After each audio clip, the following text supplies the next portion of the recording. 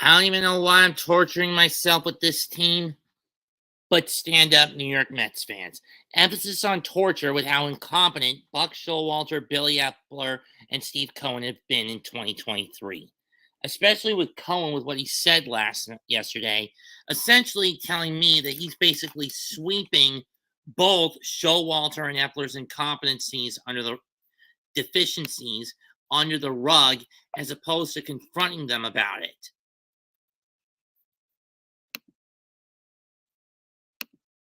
What do I mean by that? In the case of the former, moving Marte down to the middle of the order as soon as he got back from groin surgery and leaving him there for over a month, which did more harm than good. And for the latter, basically giving them 4 o'clock Saturday games instead of leaving them at 1 o'clock. The mantra of this team should be, if it's not broken, you don't go fucking fixing it.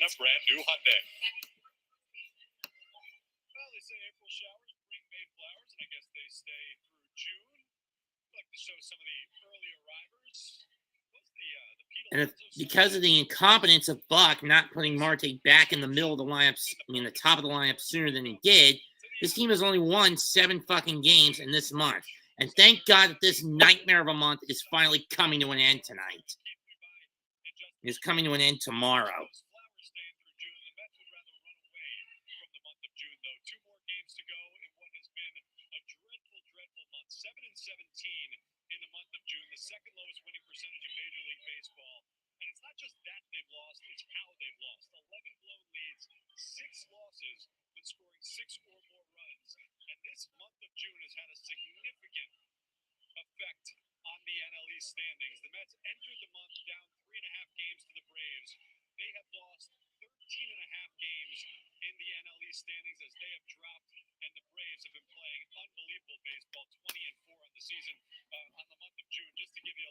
And what's the main reason for this drop-off for the Mets? Simple. Showalter refusing to use the good pitchers, number one, out of his bullpen, and two, him refusing for 2 extra weeks to move Marte out of the middle of the lineup and put him back at the top.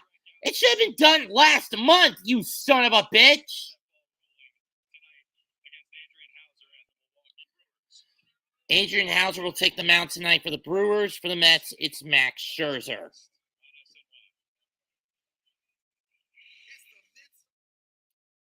Brewers will have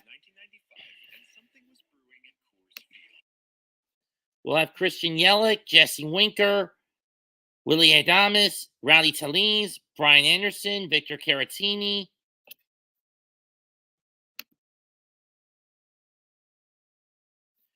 Bryce Truong,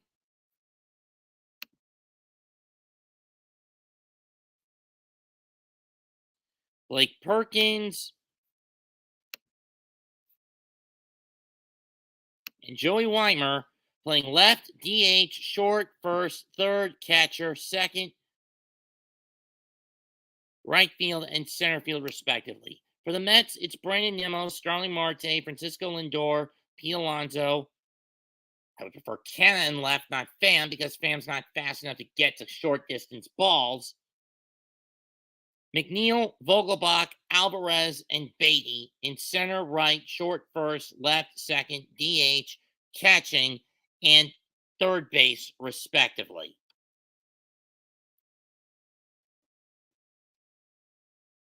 I'm going to be blunt. If Buck and Epler are not gone when this season's over, Cohen is going to be fixed. All 3 of them, Cohen, Showalter, and Epler, deserve to be crucified.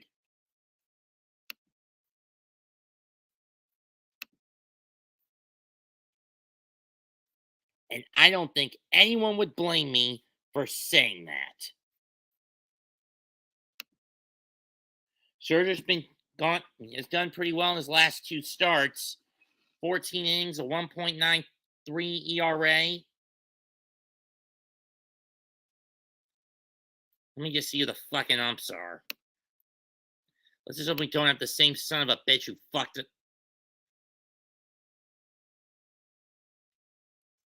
Max over in April, which was another cause of this tailspin for the Mets.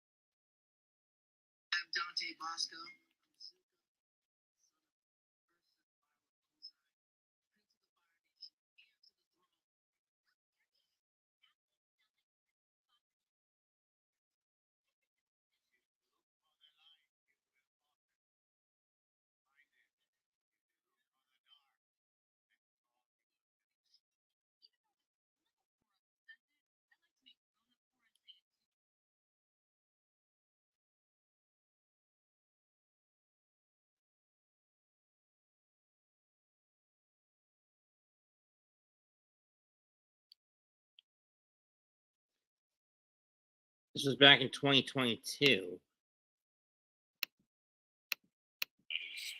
strikeout. Monitor.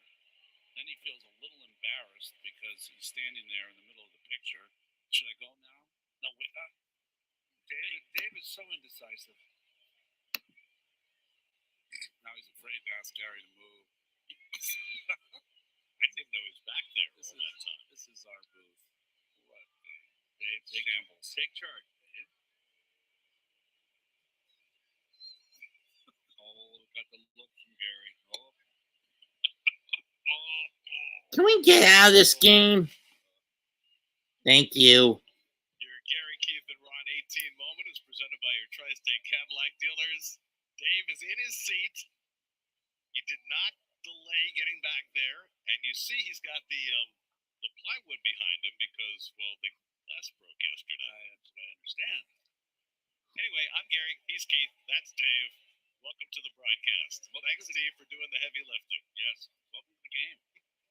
Max Scherzer on the mound for the Mets. Christian Yelich leads off for the Brewers. Yelich having a terrific series. 5 hits and 11 bats. Scherzer's First pitch is a slider, curveball strike, 0-1. Starting game with a curveball. I think Max is building off his last 2 starts. Here's his Toyota numbers. ERA below 4 now. That's fouled down the left field line. Hook's foul behind the third base line. Yelich, a lot better. I mean, he's starting to get some of his old groove back. 277 batting average, 9 homers, 36 RBIs, 807 OPS. Not enough to get him in the All-Star game, though. Here's the 0-2. Fouls that one off. Career against Scherzer, 11-37 with a triple, a double, 3 RBIs, and 3 homers and 5 ribbies for Yelich. 0-2. Did not go. 1-2. Swing by Yelich, ruled by Carlos Torres. Just low. That could have gone either way, but got himself thrown out last night, arguing on a swing or a no swing call that might have costed the Mets a couple of runs. 1-2 coming to Yelich. Ball 2. This is outside 2-2, so Scherzer is throwing the full boat to Yelich in this at bat. Ron Culp with the crew chief who made that call at first base. Which is why I deserve Buck being put out of commission when the season's over. 2-2, blooped in the set towards short, line towards short. Lindor catches the easy lob, 1 down. There's the Hyundai starting lineup for the Brewers. Bryce Turang just back from the minor leagues. Victor Caratini starting in catcher tonight because of his career batting average 5 of 12 against Max. So I can see the reason for this by manager council.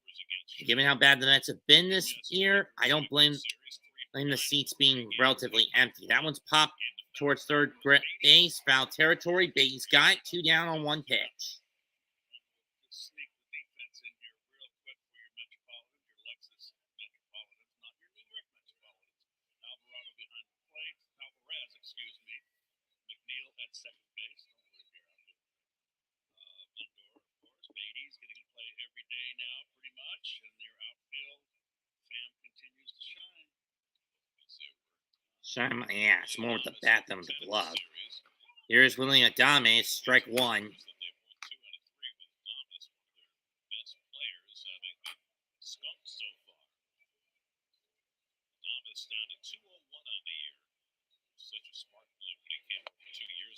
Way outside, ball 1.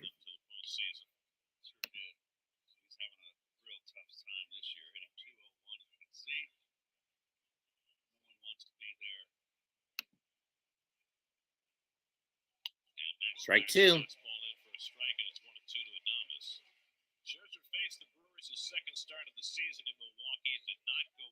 gave up 3 consecutive home runs, wound up yielding 5 runs in 5 1/3 in a 9-0 loss. In fact, he had the losing record lifetime against the Brewers, 3 wins and 4 losses. That was his second start of the season. Payoff. 1-2 coming. Sit down. Ball for strike 3, and Scherzer has himself a 1-2-3 opening inning. That's got the bat at the bottom of the first. No score. Clean inning for Scherzer, so far so good. Here come the Mets. It was 1995, and something was brewing in Coors Field. What a bright sight. Do you see this? This is history. A player this good only comes around once in a blue moon. Blue Moon was born in a ballpark, brewed by the spirit of baseball.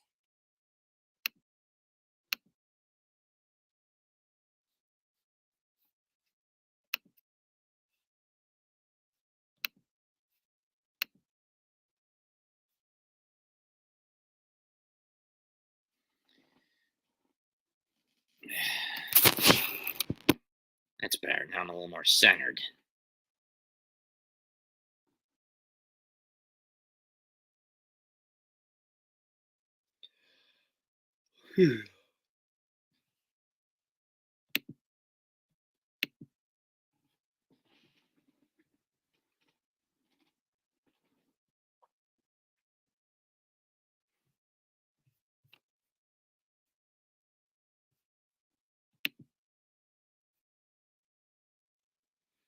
Someone has to take over since Rob's not going to be in tonight.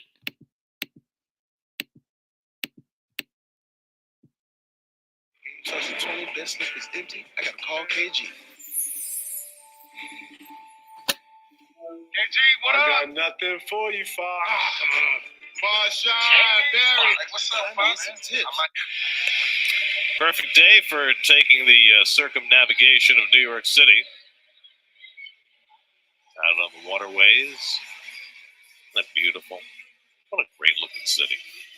Here's your Honda starting lineup for the Mets. Jeff McNeil's really been struggling, tries to get it going tonight. Daniel Vogelbach is on an uptick. That's looking for some spark. Trying to get a split of this series facing the sinker baller Adrian Hauser. Well, there's Hauser's Hauser's been in the numbers. bullpen a bit this year, too. First pitch to Numo, up and away, ball one. First start was the first week of May with a groin issue. Sicker ball pitcher. Been in the bullpen for his last 2 outings. Nemo Ball takes two. inside. It's 2-0. Hauser's last start came on June the 9th. Nimmo in this series has 2 homers and 3 RBIs. That came in the Met win in this series, 7-2. 5 runs more. Strike and one. 4 hits more than Domingo Germán allowed against the A's last night. How about that? Something else. That's not an easy thing to do. His previous start, Germán gave up 10 runs and 4 home runs. All 3. Signed to Nimmo 3-1, and then he goes out and throws a perfect game. He got booed off the mound at Yankee Stadium in his previous start. And how many people saw him throw the perfect game in Oakland? It was over 12,000. In fact, this is interesting. That's grounded down to Ground down to first. Foul ball. And It's it's the foul. third. Full count. There have only been 24 perfect games in history. 3 of them have been thrown in Oakland. First 2 were Catfish Hunter and Dallas Brayton. The crowd last night in Oakland was the largest crowd of the 3. Oh, wow. Yeah. Driver on the Majors presented by your Tri-State Audi dealers. 99 pitches. You got Esteury Ruiz to ground out to end it. I'm going to have Dave look up the Catfish Hunter year. For the perfect All game, 4. 68, I think. Nimmo draws a walk to lead off the bottom of the first. What year did they move from Kansas City? Remember? 65, maybe? So they weren't a real killer team back then, so I can see why the attendance was down for that game. First perfect game in the majors since 2012 when Felix Hernandez threw one. That year, 2012, there were 3 perfect games thrown. Unbelievable. Here's Starling Marte, and he fouls off Marte the first fouls sinker, out, nothing in one. First Hauser sinker. throws his sinker the vast majority of the time.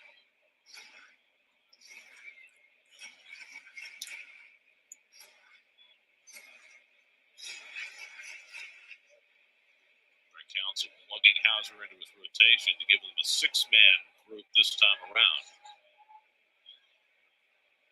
So the Mets have had the advantage in this series All of 2. missing Corbin Burns and Freddie Peralta, 2 of Brewers' best starters, and yet Milwaukee having won 2 of the first 3. Marte 2 for 12 in this series. Nemo at first and nobody out. And he hits one toward the hole, but Adames gets in front of it, flips to second. 4-3. Turang is in time for the double play. I'm going to kill you for that one, 6-4-3 Marte, you son of a double play. bitch. Bryce Turang gets right into the action. The rookie second baseman just back up from the minor leagues with a nice turn. Well, Adames gets in front nicely. A little soft feed, but you know what, today you can't take a second baseman out, but nice pick by Tellez as well.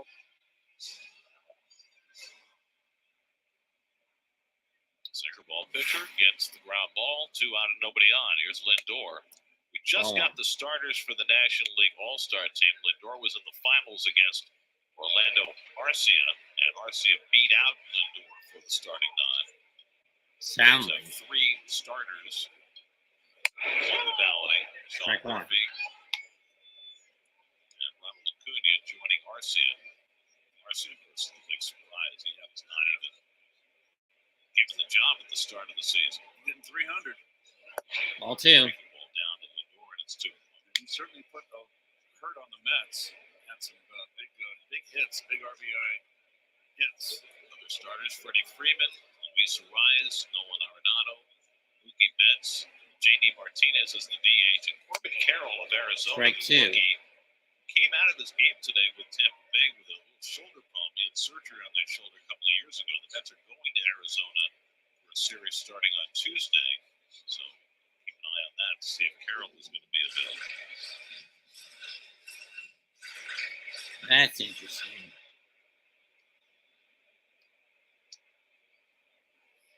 Did you pitch from Hauser to Lindor? 2-2 to Lindor. And he just shot had a piece of that one single foul, to stay 2-2. in that.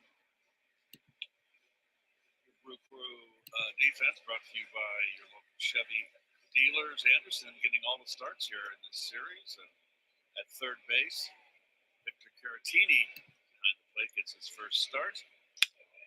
It's popped up. Pops one up in the Short shallow center. On comes Joey Weaver. Weamer under it. And he Inning puts over. away to retire Let's get the side. nothing So he gets outside of around a the walk. No score after 1. Getting one complete. Nothing across. It was 1995, and something was brewing at Coors Field. What a bright sight. Do you see this? This is history. A player this good only comes.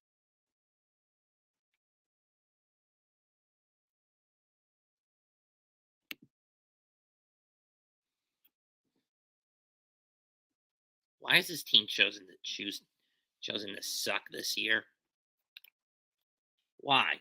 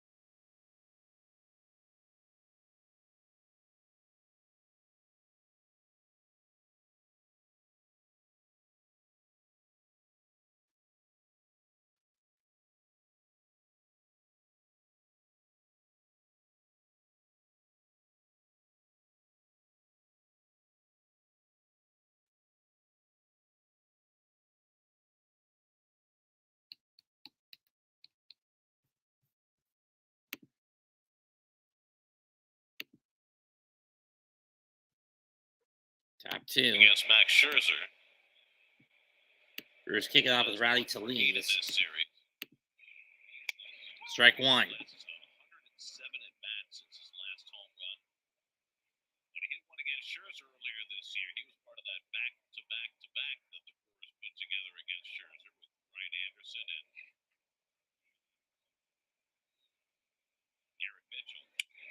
That one's popped up in the left.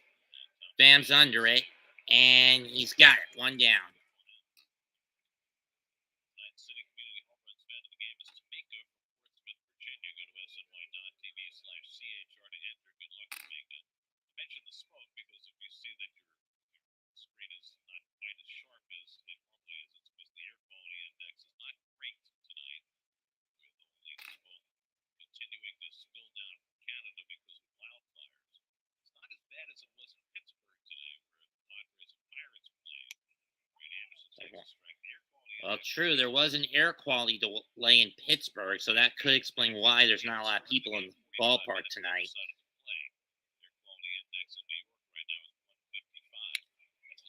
It's line to left, and Fam's going to have to play that one on a hop.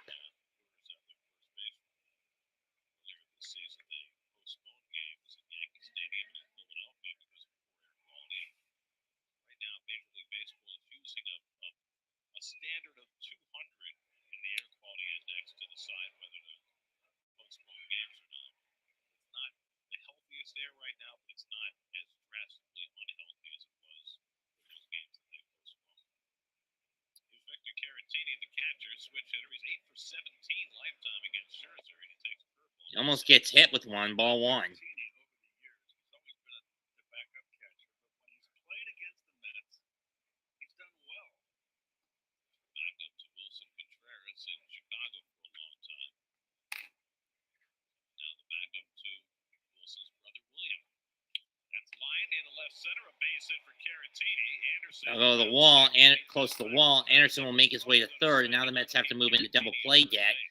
It's a single for Caratini, who's now batting .500 against Max. Much how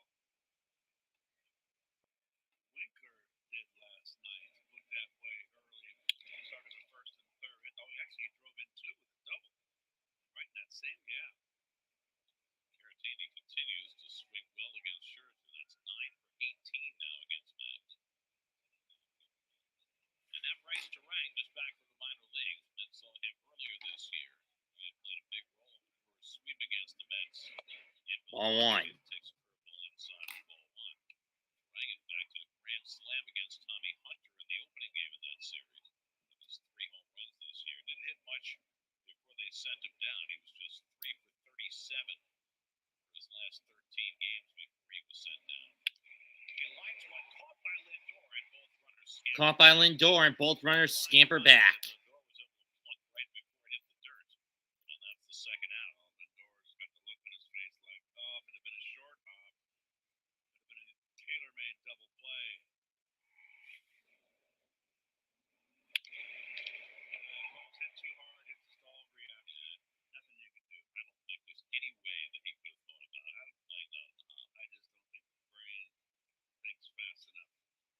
I mean, you can't intentionally drop it to create Strike one. a bounce and a potential double play.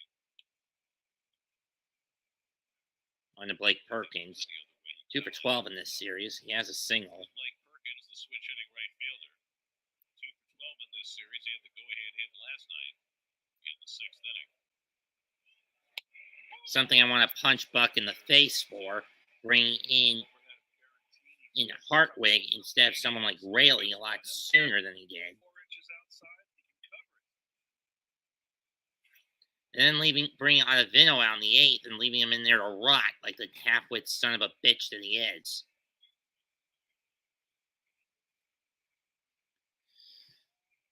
Pardon my mouth, but you guys get the point. Perkins gets in the batter's box, and Scherzer says, he was looking at me. I'm allowed to come set if he's looking at me. Max got no patience and no time for this new stuff. He doesn't. He gets tipped. Well, I think he tries to play it to his advantage, but sometimes I think he gets in his own head in trying to game it. I've seen that since the start of spring training with Max. 0-2 to Perkins. 0-2 pitch. Long hold now by Scherzer. And Perkins lifts one to left, chasing Pham back. Pham to the track.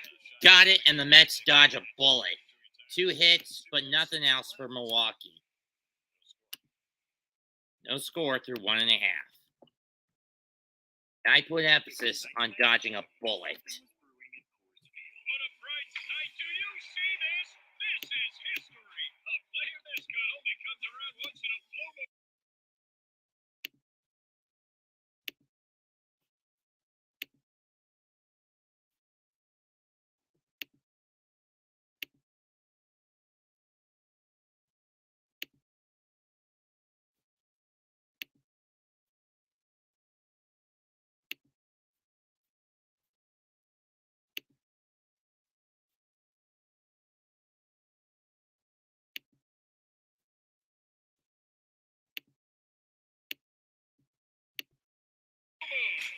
Blue Moon was born in a ballpark, brewed by the spirit of baseball.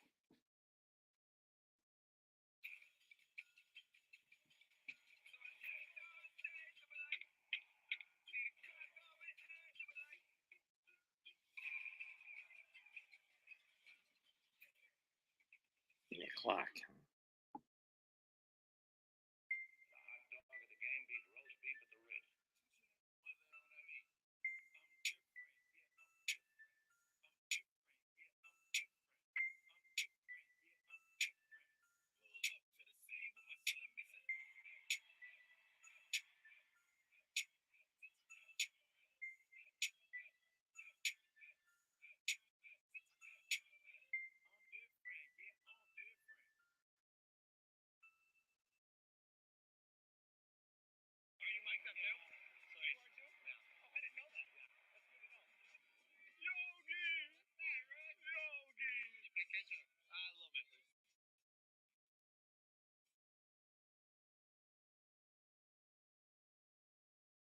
MLB.tv is the home of streaming baseball. Lots of baseball. Don't miss any action across the league with the most baseball anywhere, including MLB's exclusive library of original content. It's all here on MLB.tv. Well, we probably don't Here need we to go. tell you this for you to know that most of the Mets are underperforming their career numbers and really No up kidding. and down the line. The only guy who doesn't belong on that list, and he's not there, is Tommy Pham, who's having himself a nice season. But everybody's been a little bit off, some more than others. Well, again, Gary, what was the key issue? Namely, moving Marte down in the order when he got back from his groin surgery and leaving him there for a month. Here's Pete Alonso, who was one of the biggest individuals who got hit with this. Only one hit in his last 11 at-bats in this series with a stolen base. Drives that one to right, pop up. Is it going to drop? Fair ball. And Pete, in the dumbest move, should have stayed put. Instead, he got thrown out. What were you thinking, Pete? Strike one. Yeah, he's clearly out. I mean, even I saw he was clearly out. Seriously, Pete, what the fuck were you thinking on that one, you son of a bitch? Question. Can the Mets challenge the call as to whether it was fair or foul, even though presumably it being a fair ball works in their favor? I don't think you should. In this case, if it was a foul ball, that would work in their favor. Right. Let's see. It's very close. It's very close. Oh, Fair. I think it's fair. I think Tellez got in the way of Culpa. The ball is when he 0-2. touches it. Struck count ball where one. his feet are. I'm sorry, not Culpa. Jason Conte, the first base umpire. It's fair. It looks like it's fair. Yeah, that's fair. I'm just wondering, as a matter of Foul ball. rule, are you able to challenge a call that presumably goes in your favor? Nope. Right? If you're the offensive team, you are asking them to rule it foul rather than fair. Are you allowed to make that challenge? I don't think you are, I Gary. don't know the answer to that. If it's foul, it's in your favor. Right, but I don't think that's another foul ball by Pham, so he's at least I know what you're saying. racking up the it's pitches. counterintuitive, right? Anyway, it's base hit for Alonso, and then he's thrown out 9-6. They did score that a hit, right? Scoreboard doesn't have. There's no way. Scoreboard doesn't have a hit yet. It should be a hit. There's no air on the board either. Fastball in there for And a Pham just stared at Pham me, is son caught of a looking, and fuck. Hauser has his first strikeout. Those are just not strikeout many, just 5.6 per 9 innings. He's a pitch to contact guy, sinker slider.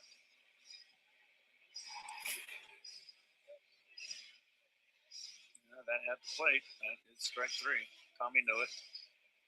When he could have chased after it.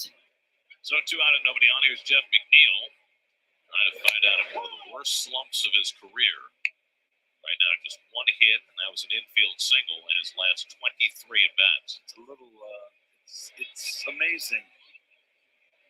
Jeff has been as such a quality hitter, and to see him in this funk for such a prolonged time. They've been doing a lot of this, working him inside. He's been hit by a lot of pitches this year. He's been swinging at pitches inside off the plate. Yes, that's So the episode that's airing tonight is Home Sweet Home. Home of Adventures and Ours. No shot. 2-1 pitch. And he strokes Loops one to the left. Is that going to drop fair? Yes! Yelich plays it on a hop. McNeil trying for second. And unlike Alonso, McNeil will get there safely on a sliding double. Extra base hit. It's only his 13th extra base hit of the season out of his 73 hits. Well, I thought that this would be a good matchup here. I told you before the game. A sinker ball pitcher, if Jeff stays in and doesn't try to pull, it's pitching into his strength. Yelich does not have a strong arm out left. He took advantage of it.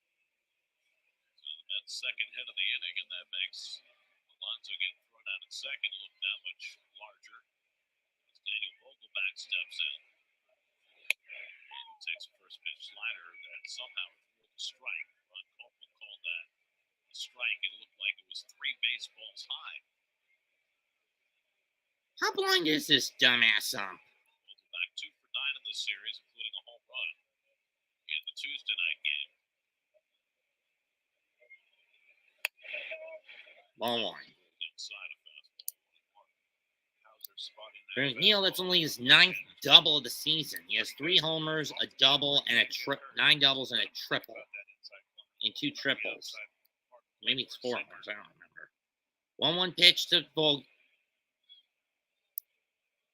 He does not exclusively throw sinkers. He does throw that four-seam like he did up and into Vogelback.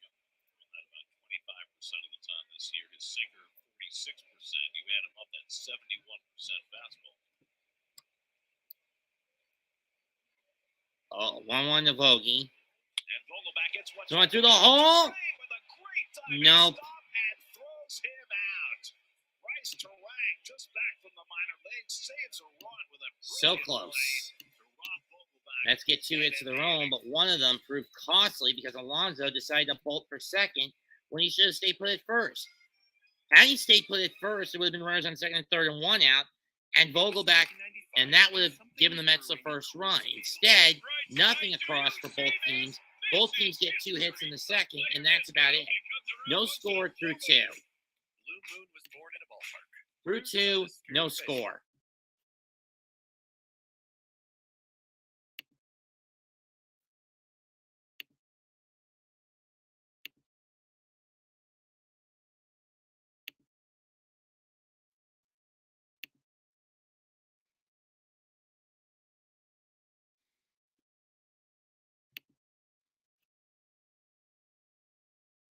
It'll be Weimer, Yelich, and Winker for the Brewers. You'd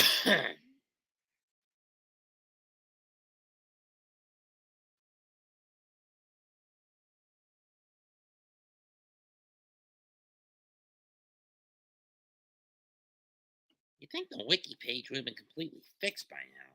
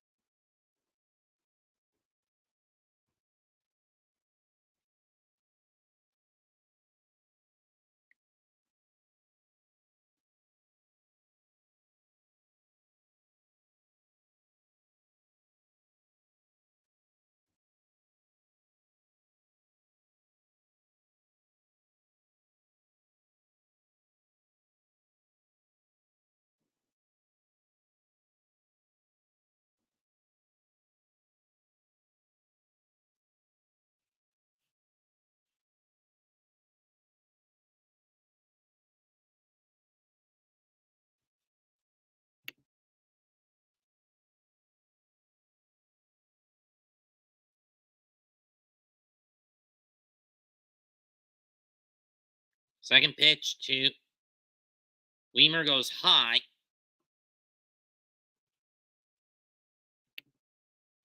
Rios wasn't hitting, and they thought Farang would bring more offense because he was hitting down in AAA, but his defense was terrific as well. Foul back, 1-2.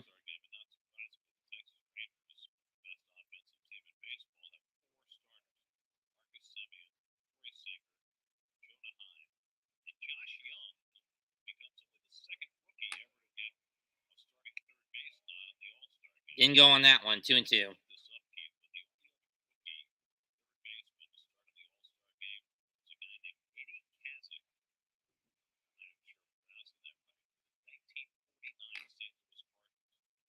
That's interesting.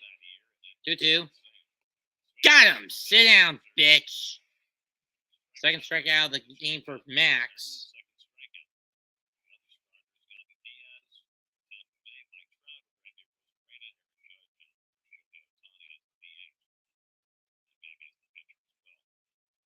Granted, we don't know if Judge will be even able to play given his foot issue.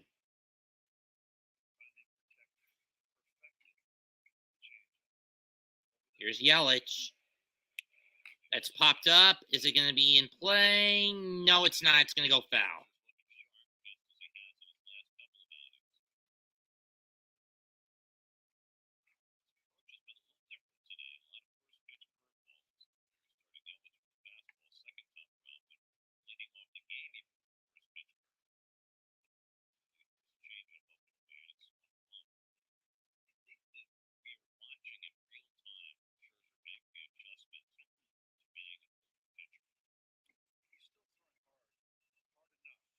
One, 1. Strike 2.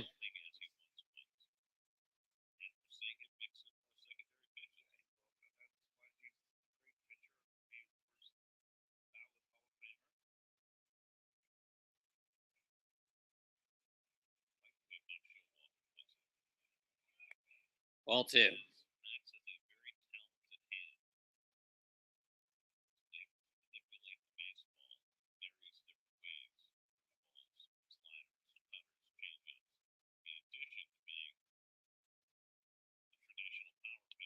Ball 3.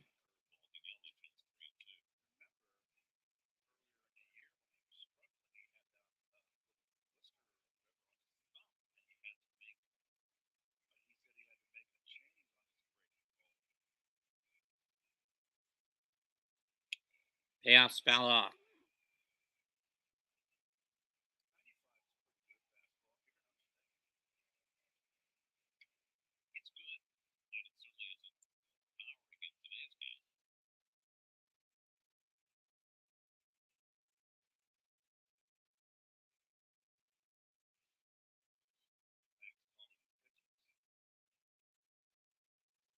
Payoff again. That's foul off once more.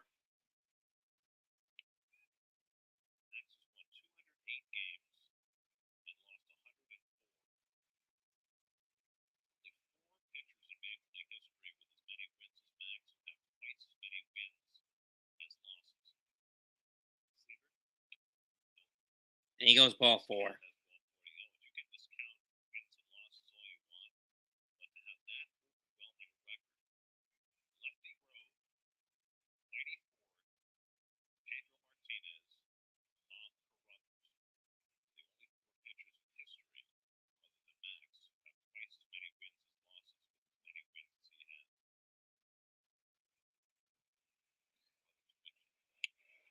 Foul off again, this time by Winker. 0-1. Winkler fouled out to Beatty in his first at bat. Hit a foul ball towards Beatty in the first at bat.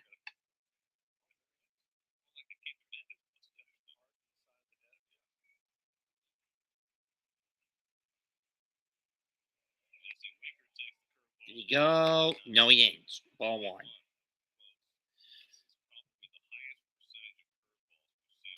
Max, you should just stop throwing that damn thing.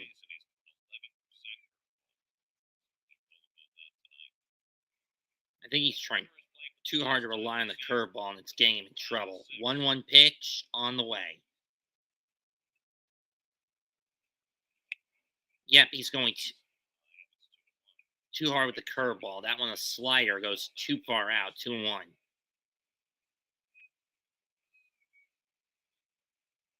Yelich at first, he's got 18 steals this year, including one in this series. Tied for fifth in the National League in steals. Let's throw over one.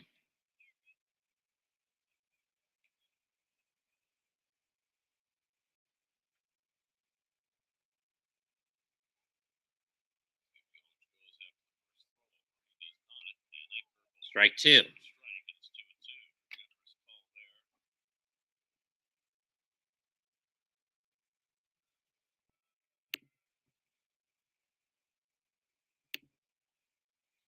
Hey, Darwin.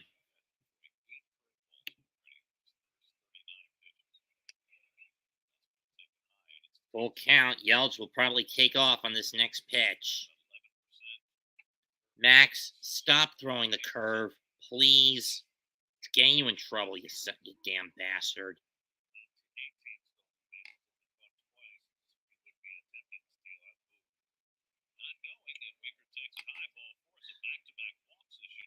Damn it, Max. Stop throwing those high balls. If I can guess what's going on, it's his over-reliance on the curveball instead of his fastball and his sliders and changeups. Back-to-back walks, and here's Willie Adames.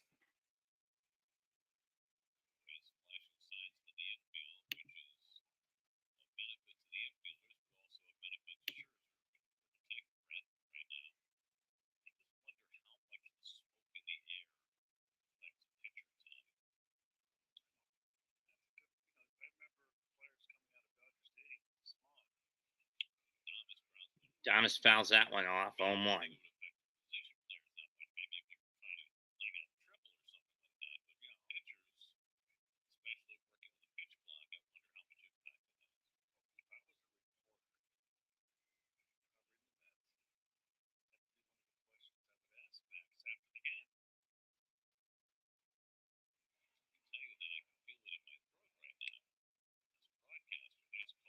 Strike two, as he did go around that one. Steve, you have an opinion on the smoke? Yeah, I would agree with you. I mean, I can feel it in my throat right now, and I'll just say that I walked all the way up 5 flights of stairs and back down, and it felt significantly different than on a normal day. So I would imagine that it is affecting the pitchers more than anybody else under tonight. 0-1. Booted off the elevator, or you were just trying to get some steps in? I was trying to get up and down as quickly as humanly possible so I could be here for you guys whenever you want. Appreciate that, Steve. You are really a team player. Steve, thank you. 1-2. As they said in And again, he misses outside with that changeup. Max, stop throwing the fucking changeup. You're missing badly with it, you dumbass.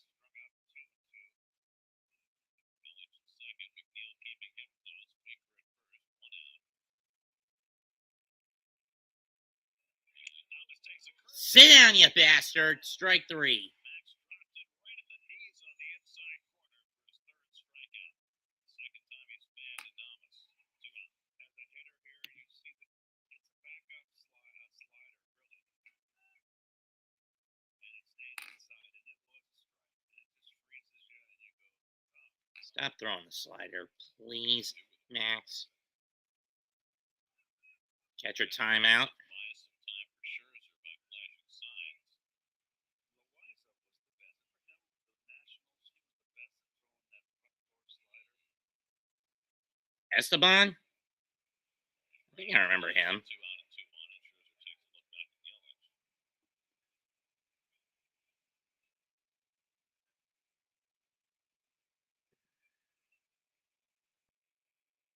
Good thing I live in the Mid-South where it's not going to hit, or the smoke won't hit me all that much. Strike one to Tellez. You're turning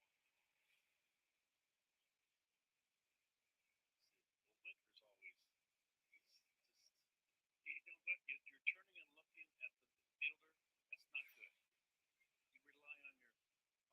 base coach. Get caught with Ball one. Gotta stop throwing that changeup and that high slider. Now he's playing deep behind. No jockeying. So Alvarez flashes on the sign. Here's the 1-1. It's grounded on the right side. Say grounder, McNeil, got him. And the Mets have another two-man on base situation. 2 walks caught up this time. Max finds a way around it. We go to the bottom of the third, still scoreless. If Max Scherzer strikes out 4 batters in tonight's game, he's already struck out 3. Here's Alvy. Fans will win 2 tickets. Ball one. Light silver seats at Citi Field July 19th. Go to westandwhite.tv's Twitter and Facebook to enter.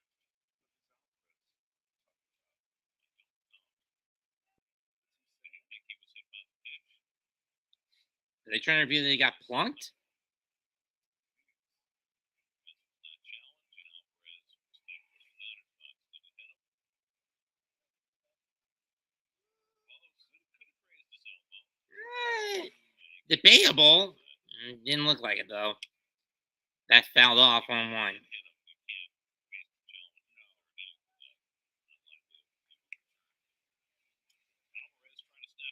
Alvarez trying to snap an 0 for 14 stretch. It's dropped his batting average to 216. And RBI walk last night. Beatty to follow with that demo. And Alvarez Alvarez hits chops a short hopper Thomas takes to Adames, 1 down.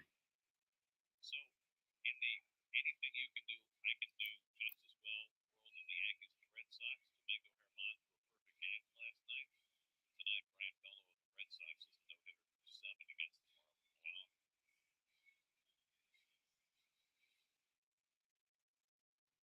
243, 2 for 8 in this series. Double last night against the left-hander.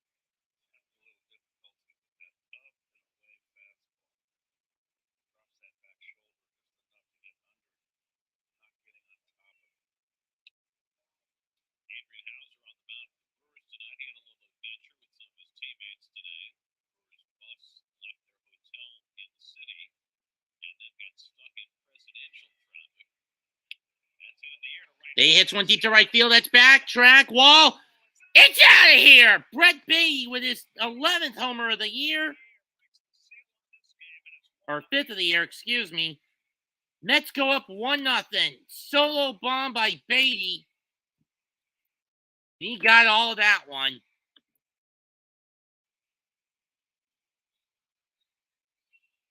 Mets draw first blood here in the third.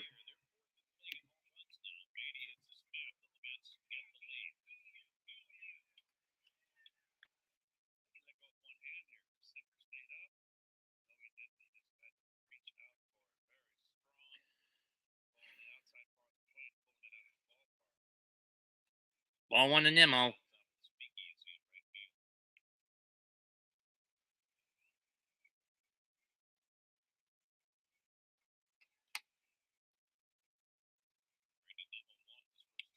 And Nimmo drives one to left field. Is that going to get to the wall? That's gone! Back to back! Oppo Taco, and the Mets go up 2-0.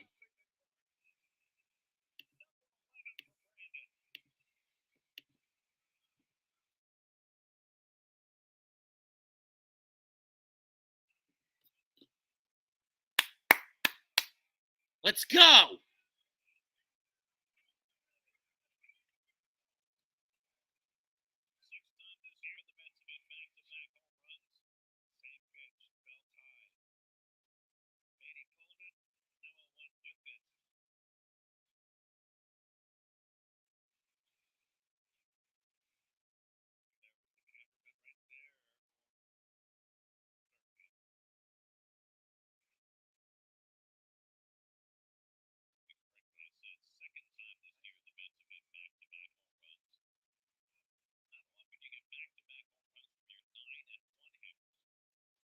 Here's Marte. Ball 2.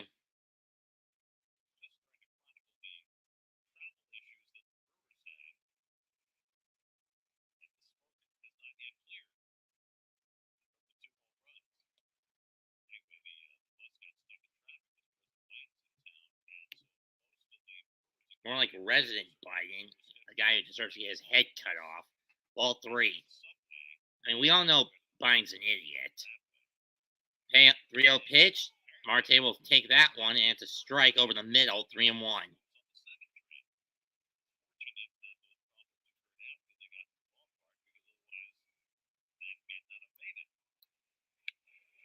Loop single, drops, base hit. Marte with a hit.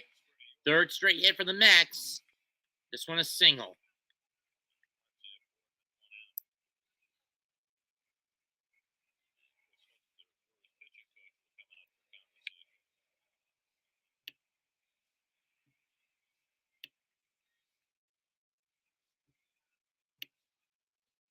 For Bainey, that's his 21st RBI. For Nimmo, his 39th.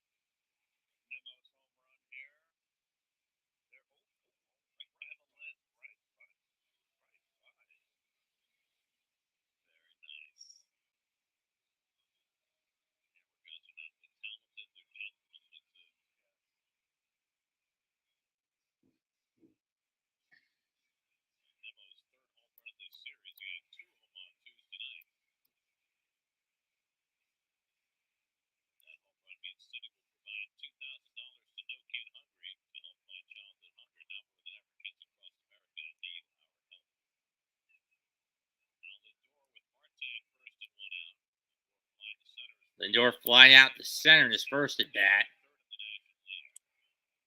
Throw back to first to try to get to pick Marte off. No good.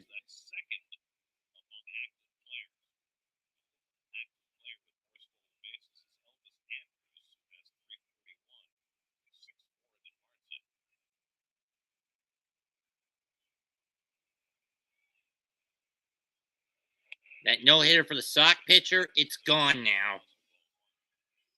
Gene Segura ground ball to lead off the 8th. Then Joey Wendell ground hit a single on the right. And the Marlins are threatening with 2 men on the corners and nobody out in Boston. Strike 1 to Lindor just to give Gary a heads up. I don't know if it's raining or smoking in Denver, which is why the game between the Dodgers and Rockies is being held up. I'm guessing it's rain.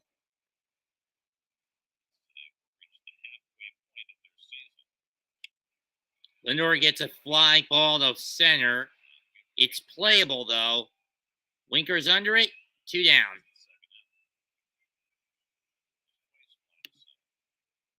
Or, excuse me, Waymer's under it. That wasn't very deep, though.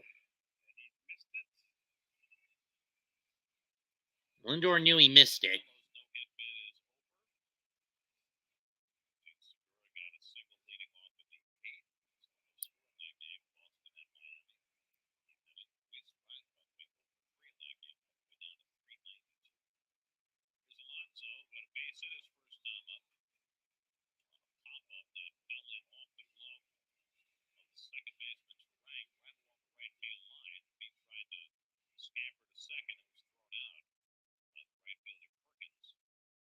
And Alonso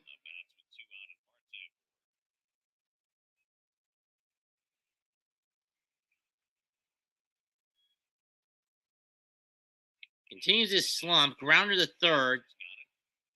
Throw to first. Got him. But the Mets get 2 on 3 hits. 2 of them homers by back-to-back bombs by Beatty and Nimmo. Through 3, 2-0. Mets up 2-0.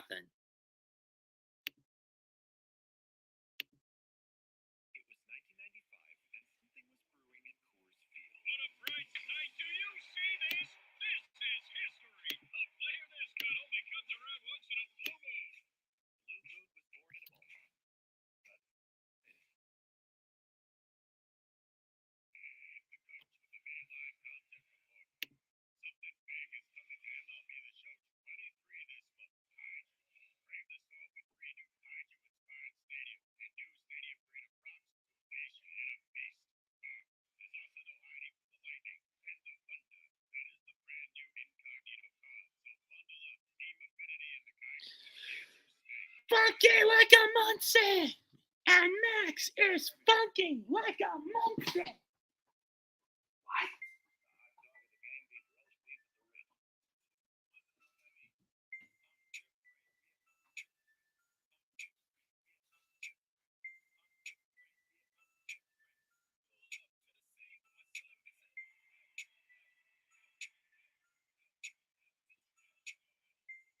He hits one to right, track, wall, gone!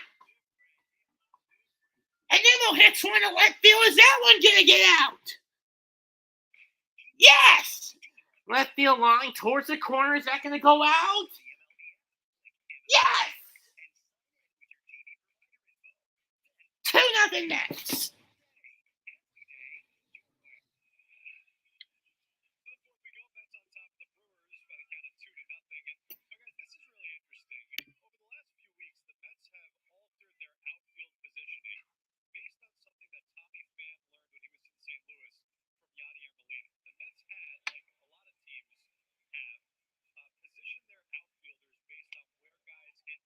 Strike 1 to, I believe that's Anderson at the plate. Yep, that's Anderson.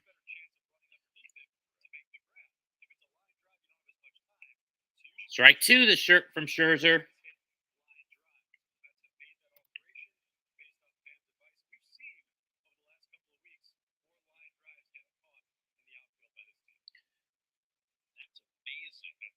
Yeah, it translates to a lot of victories. As a trade-off, they don't get a lot of the balls that just drop or the shallow grounders.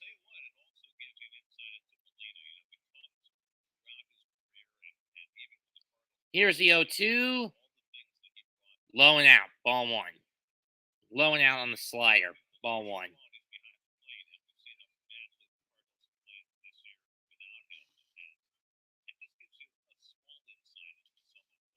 Yeah, I mean, Cardinals have sucked this year. Them and the Nationals are the worst team in the National League this season. Strike ball 2 as Scherzer throws that same pitch he threw the first time around.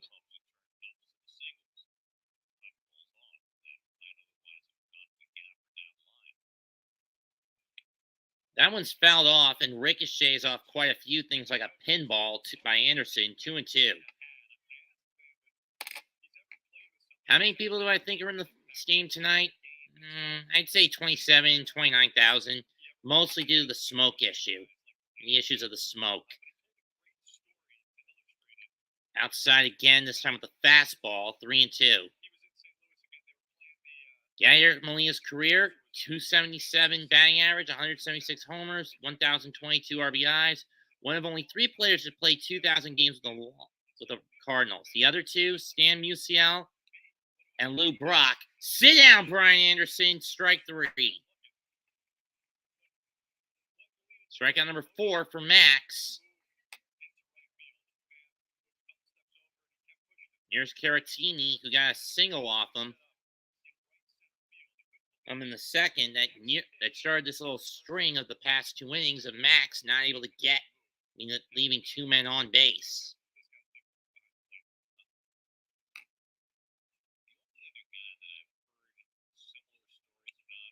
Ball 1, that one just missed. Caratini batting .500 against Scherzer.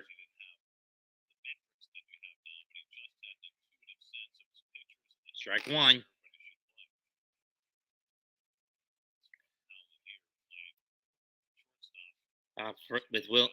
Alongside Willie in New York/San Francisco before the Giants moved to San Francisco. 1-1. Popped up. He's going to get it. Alvarez or Scherzer.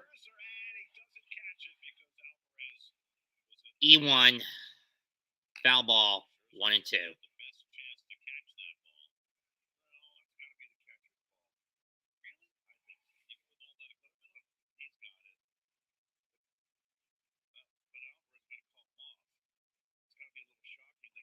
Max, don't go after that ball, you dumbass.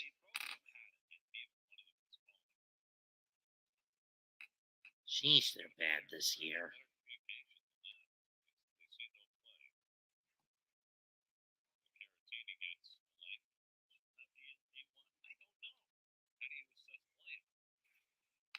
I say E1 since it went off Scherzer's glove. But on the other hand, you could say E2 for Francisco not calling. Shouldn't be a hit, but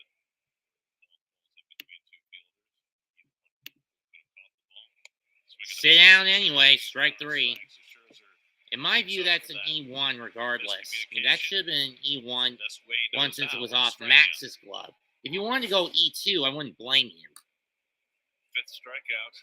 Regardless, it's strikeout number 5 for Max. So 2 out of Bryce nobody Trang's out. up. He lined out to Lindor, which was basically the rally killer for the Brewers back in the second. That one nearly hits him. Strike 1, ball 1. First round pick by the Brewers in 2018. He was starting every day at second base early this season before his bat cooled down. Driven to the right, track, wall, and that's going to go to the wall for track for a double. For second, and he's in standing with a 2-out double. So he's hit 2 balls hard tonight in his return to the big leagues. They sent him down because he was slumping. He was batting .298 in AAA in 15 games before they called him back today. Got a pitch down in the strike zone. Got a little too much off the bottom of the barrel. A little higher, and it would have gone over the fence.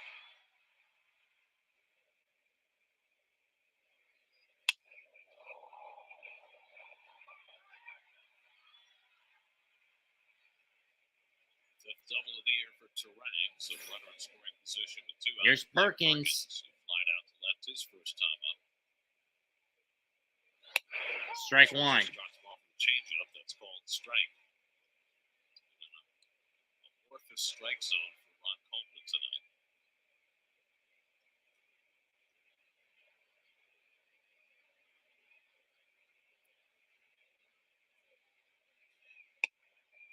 Ball 1. This takes inside 1-1. The first half of the season ends with tonight's game. Mets are going to have to play an extraordinary second half of the season. And that's just to get into the postseason alone. That's just to get a wild card spot alone. Here's the 1-1. That's fouled off. 1-2. If you take every team that's ever won 100 games in a season and looked at their next year, the Mets winning percentage right now of 450 would be the lowest ever for a team that won 100 games a year before. Fuck. 1918 Chicago White Sox have the record. They had a 460 winning percentage. Foul off, 1 and 2. Fouls it back. So, it just gives you an idea of just how shocking this first half has been for the Mets. Well, again, Gary, in my view, what's been killing the Mets? Buck and Epler messing with the formula. If it ain't broke, you don't go and fix it. Sorry. After they had won 100 the year before.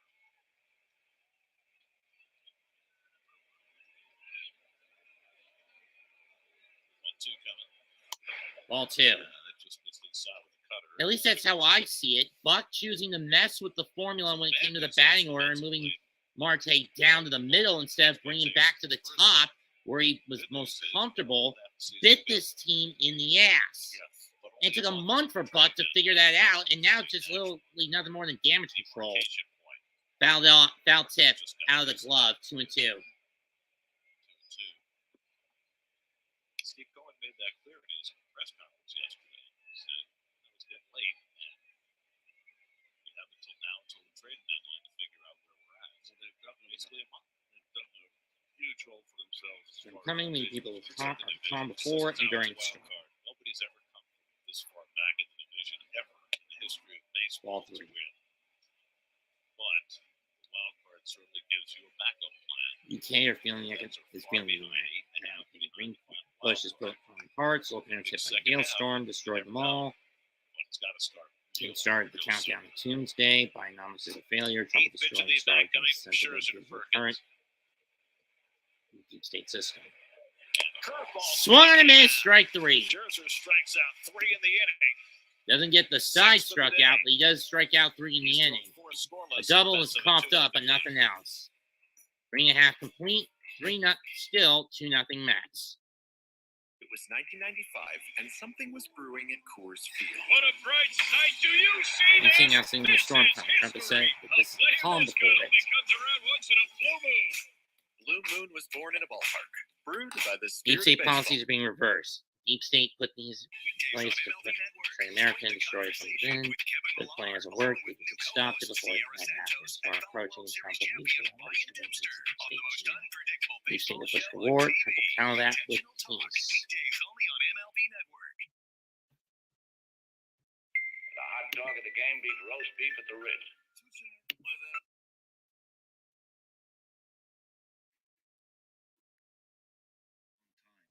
Now, the other thing that's very interesting is that everything is completely and utterly falling apart for the Bidens. More and more evidence is being produced, and they're having a very difficult time. The White House press secretary, Biden, they all don't want to talk about it.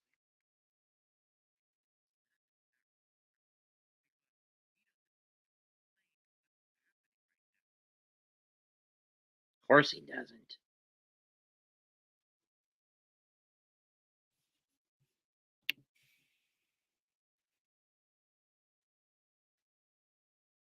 It's a nice steady rhythm to the games now with the pitch timer. Can't look away. Time now for the live same game parlay presented by PointsBet. If you think the Mets are going to beat the Brewers and over 6.5 runs will be scored, that's going off at plus 115 right now, boys. After that last half inning was over, Max Scherzer had about a 90-second conversation with the home plate umpire, Ron Kolpa, after Kolpa checked his glove and hat for sticky stuff. And I've never seen a pitcher have a longer conversation with an umpire between innings. Oh, interesting that he also Tommy family, it's off, strike 1. checked the glove, and he also checked Max's hat, which obviously is something of a new directive, which I'm sure Max wanted to know all about. Ball 1. Kolpa gave him chapter and verse, and Max gave his opinion, and so it goes. Tommy Pham took a call, third strike his first time up. Facing Adrian Hauser, Mets up 2-0 as we start the bottom of the 4th. Strike 2. Fastball catches the outside corner, and it's 1-2. Come on, Tommy, swing it.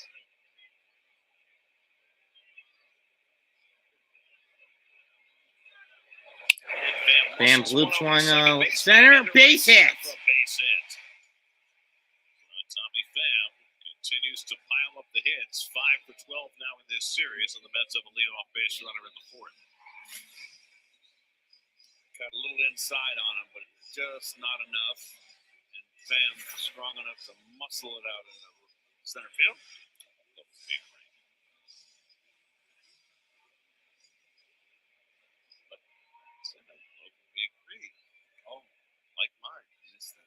That was a soft liner. I said muscle. You said muscle. Here's Jeff McNeil hit a Here's double down the McNeil left with a field double line in his the first time and the up. second. Didn't get him home, though. Ball one, he didn't go after it. Double for McNeil was his first extra base hit since June 11th. 52 plate appearances ago. Pham at first, he's stolen 9 this year.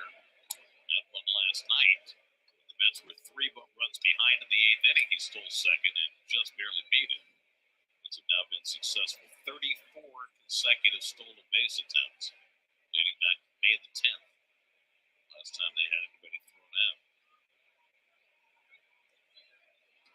Don't jinx it, buddy. No. Strike one. Strike.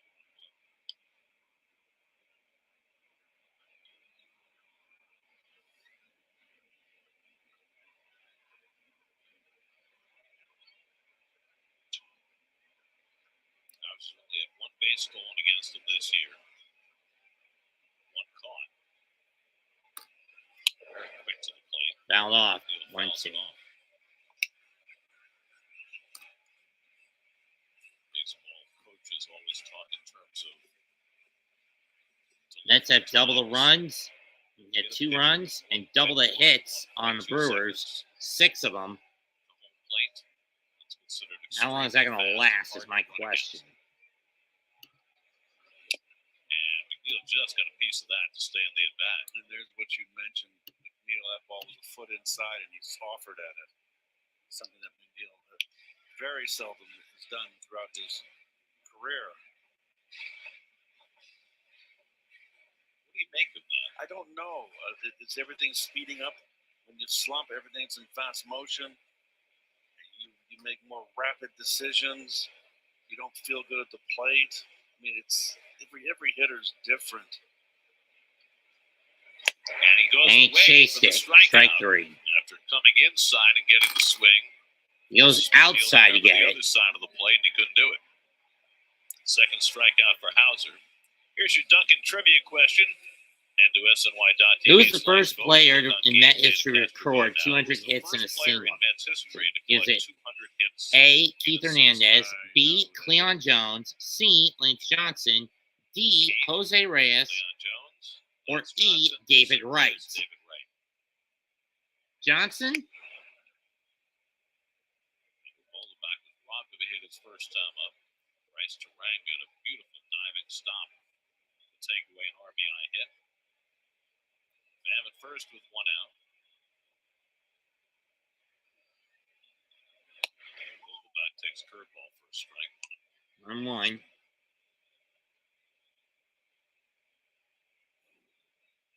Saw a great quote come out of the game last night. We were talking earlier about that check swing by Joey Weimer when he was hit by the pitch, which was called no swing. And everybody in the ballpark thought it was a swing, but it wasn't ruled that way. And Mets gave up 2 runs in that 8th inning. It was Adam Ottavino on the mound at the time, and Ottavino was talking about it after the game, and he put it so simply, and it really resonated.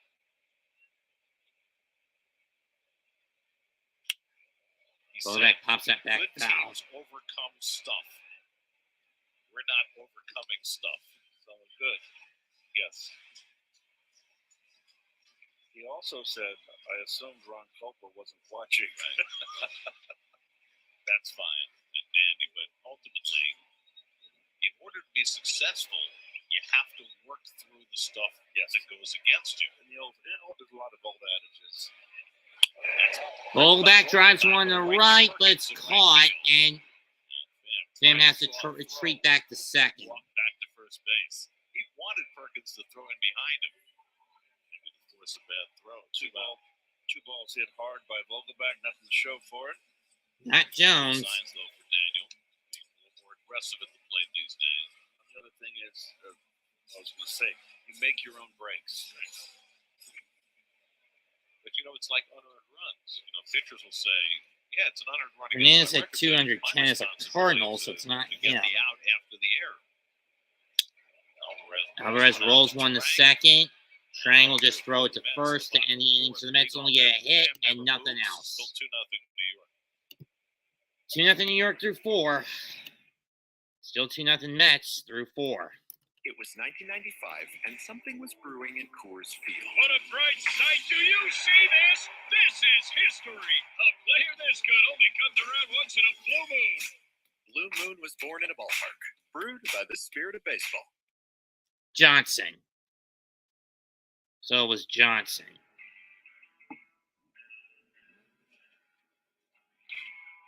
True, Keith Hernandez had 200 hits in 1979, but it was as a St. Louis Cardinal when he did. But he was still a Cardinal when he did that. It's a nice steady rhythm to the games now with the pitch timer. Can't look away. And the pitch. And a ground ball toward the home base hit. They're going to wave him in.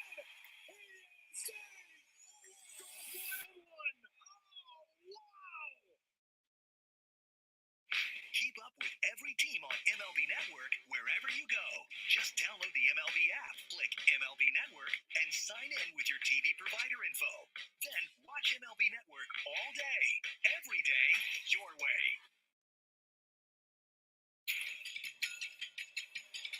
Those wondering the answer to that trivia question, it's C. Lance Johnson, 1996.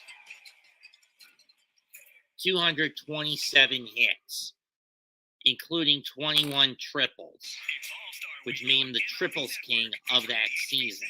Swingman Classic, round 1 of the MLB Draft. A preview of the game from all your favorite shows. And the can't-miss Red Carpet Show, July 7th. Time for your 4th, 5th inning recap. Back-to-back home runs by Brett Beatty and Brandon Nimmo. Max Scherzer's done the rest. 4 scoreless innings. So 3 hits, 2 walks, and 6 strikeouts.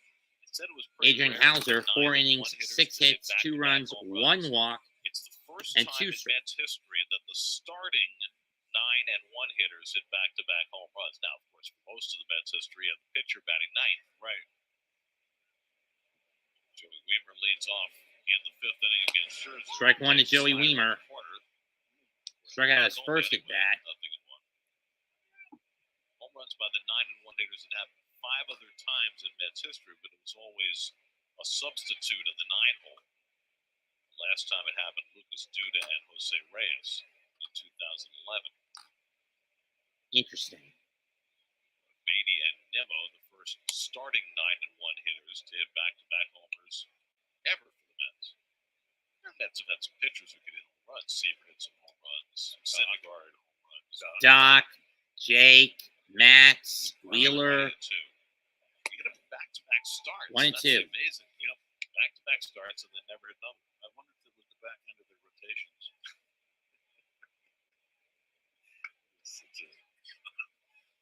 You know how to stick the needle right in the right spot. 1-2. Coming to Weaver, and he Fouls that one off. Crispin Yelich on deck, and then Jesse Winker against Scherzer.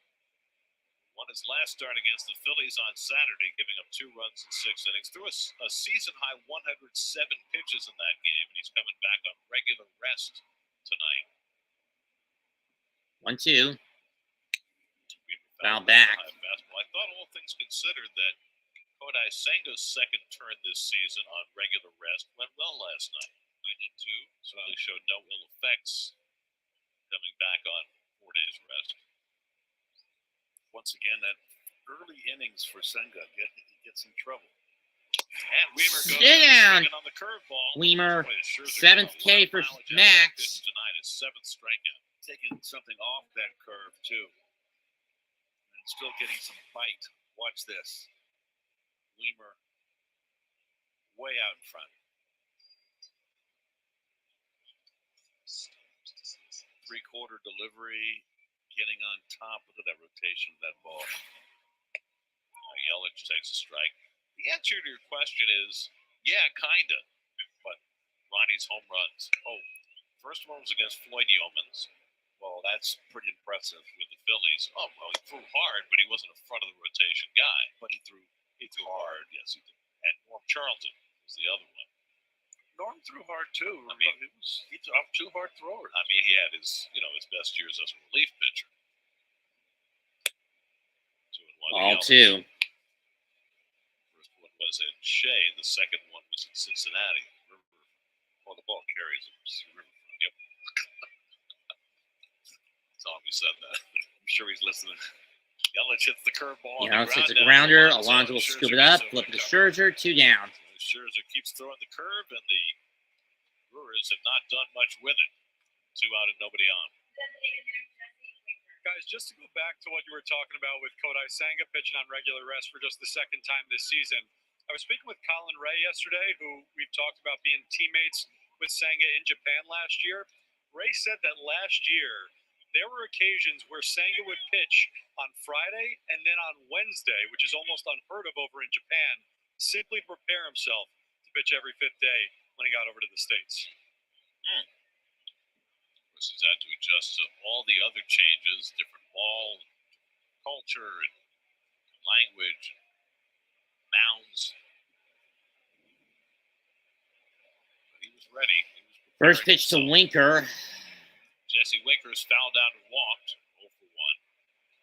And he drives one to right. Driven to right. That's going to be played on a hop by Marte for a base hit. Who had really been struggling coming into this series. He was in a 3 for 40 hole. He's come alive in this series, 4 for 11 now. Adames, both strikeouts, 0 for 2 with 2 punch-outs. Here's the first one. That was up and away fastball. Chased in the first, stared at it in the third. We just saw that slow hook. Pitching decisions presented by Sage, the official finance. Let's see what Max does here against Adames in the 5th. How does Adames adapt to it? He adjusts. Here's the pitch. And he pops it up. McNeil's waving everyone off. And that retires the side. Max gets around another one. 1 hit coughed up, but nothing else. A 2-out hit coughed up, but nothing else. We're halfway home in game 81. Mets 2, Brewers nothing. It was 1995, and something was brewing at Coors Field. What a bright sight. Do you see this? This is history. A player this good only comes around once in a blue moon. Blue Moon was born in a ballpark, brewed by the spirit of baseball. Are you mic'd up too? Sorry. Yeah. Oh, I didn't know that. Yeah. That's good to know. Yogi! That's not right. Yogi! A little bit, please.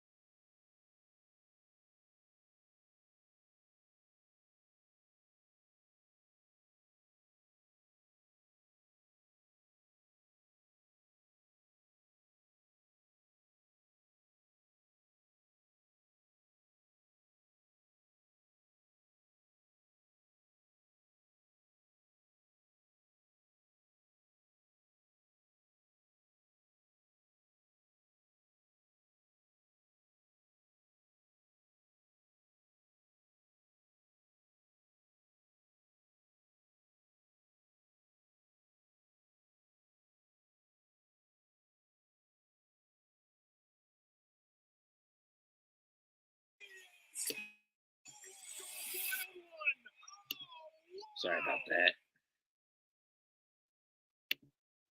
Hey, it's the coach with the May Live Content Report.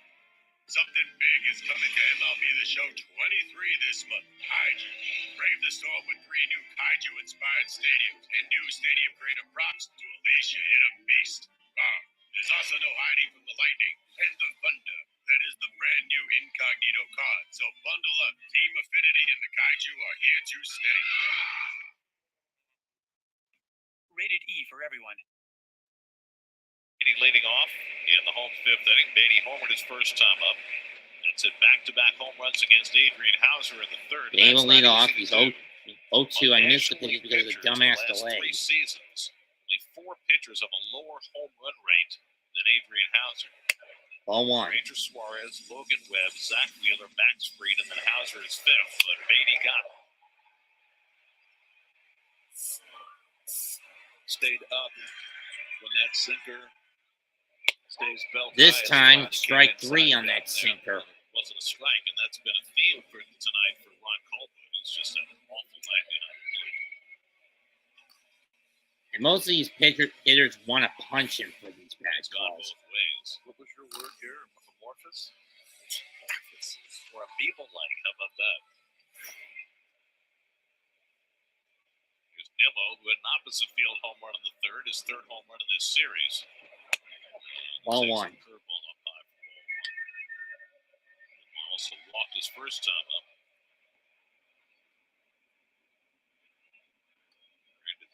Home run was his 87th hit of the year. Nimmo pops that one back, and it's going to go into the seats behind the plate. 1-1.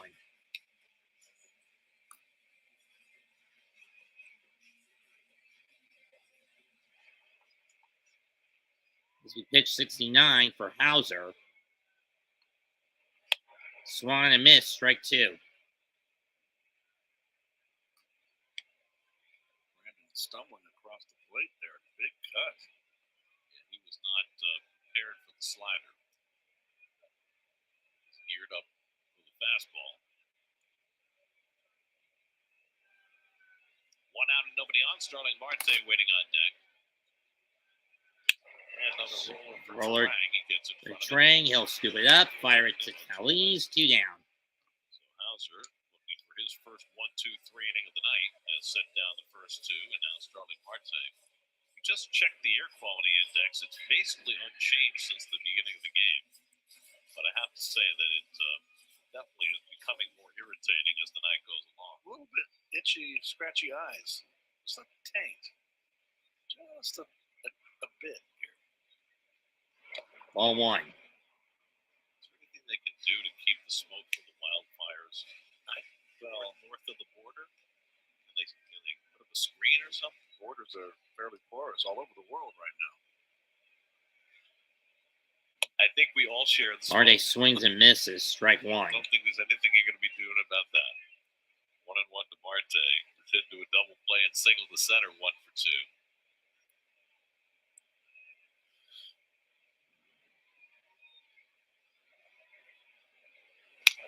Drop that one Gets ahead foul. of Marte, 1-2. Death comes.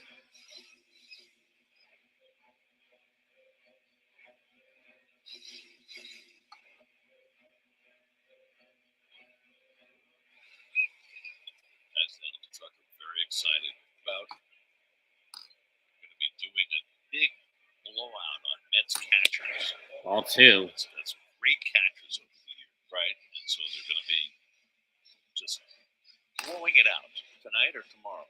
Next inning. We should have waited till the Giants because of Hobie Lambert, the first Met catcher, got him to the Swung and Giants. miss, strike three. Hauser has his first one clean inning. They're going to roll No. out Hobie, and every catcher has come since. I'm not getting anything, not allowing anything. No runs, no hits, and nobody left. 5 innings complete, It was 2-0 1995, Mets. and something was brewing at Coors Field. What a bright sight. Do you see this? This is history. A player this good only comes around once in a blue moon. Blue Moon was born in a ballpark, brewed by the spirit of baseball. Are you mic'd up too? Sorry. You are too? Yeah. Oh, I didn't know that. Yeah. That's good to know. Yogi! What's that, right? Yogi! You play catch a little bit, please.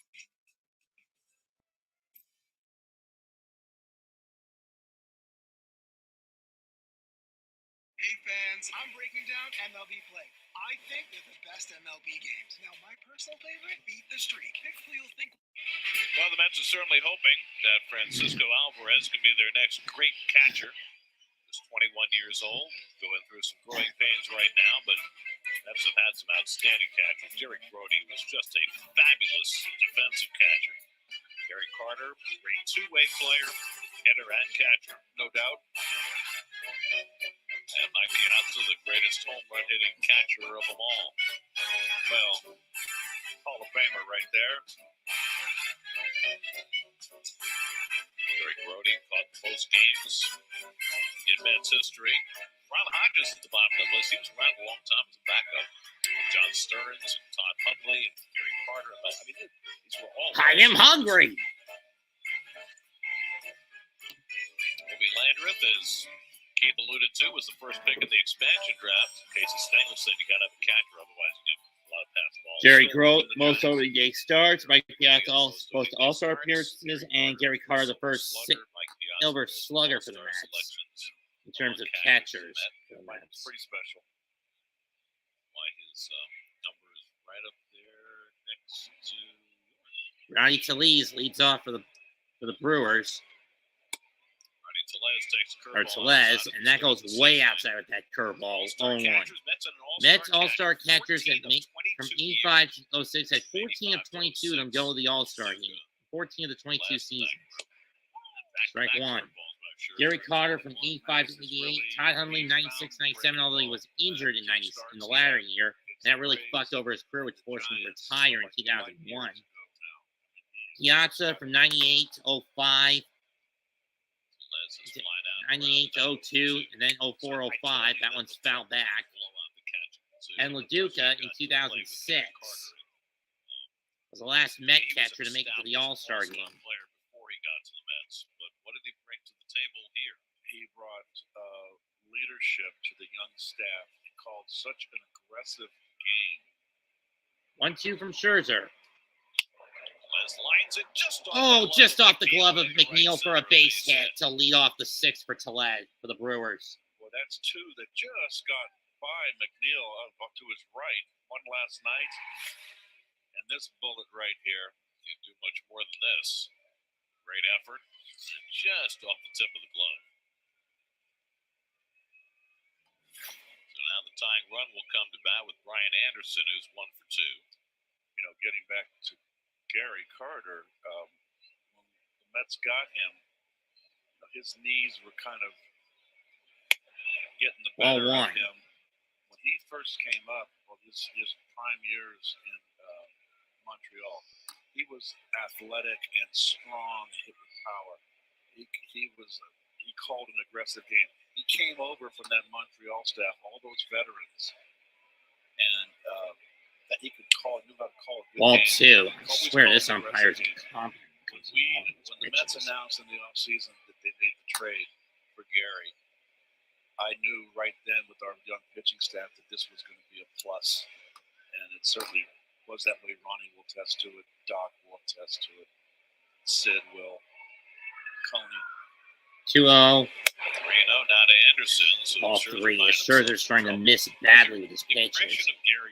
But we are getting to that point where it would be a good time to call up the 10 and put in someone like Brooks Raley, Dominic Leone, whoever. As long as it's not Adam Ottavino, Jeff Brigham, or Pat Hartwig, or Josh Walker.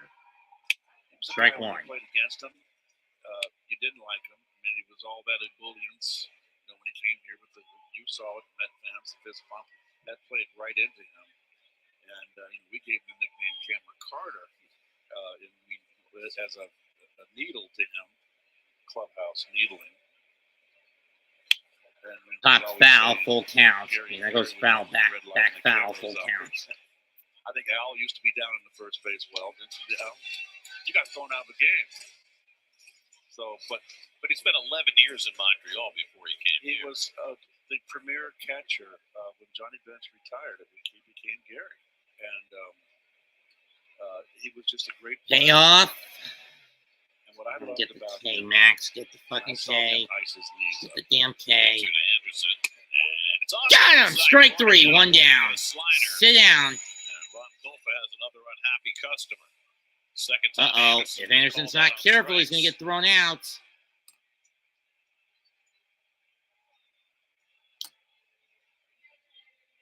I thought this ball might have missed. Let's see. And it did. And there have been a few of those on both sides. Kolfa has called a whole bunch of pitches out of the strike zone strikes tonight. 8 strikeouts now for Scherzer, and now Caratini drives it to left to center, and that's gone. This game is tied. Victor Caratini in the lineup because of his prowess against Max Scherzer.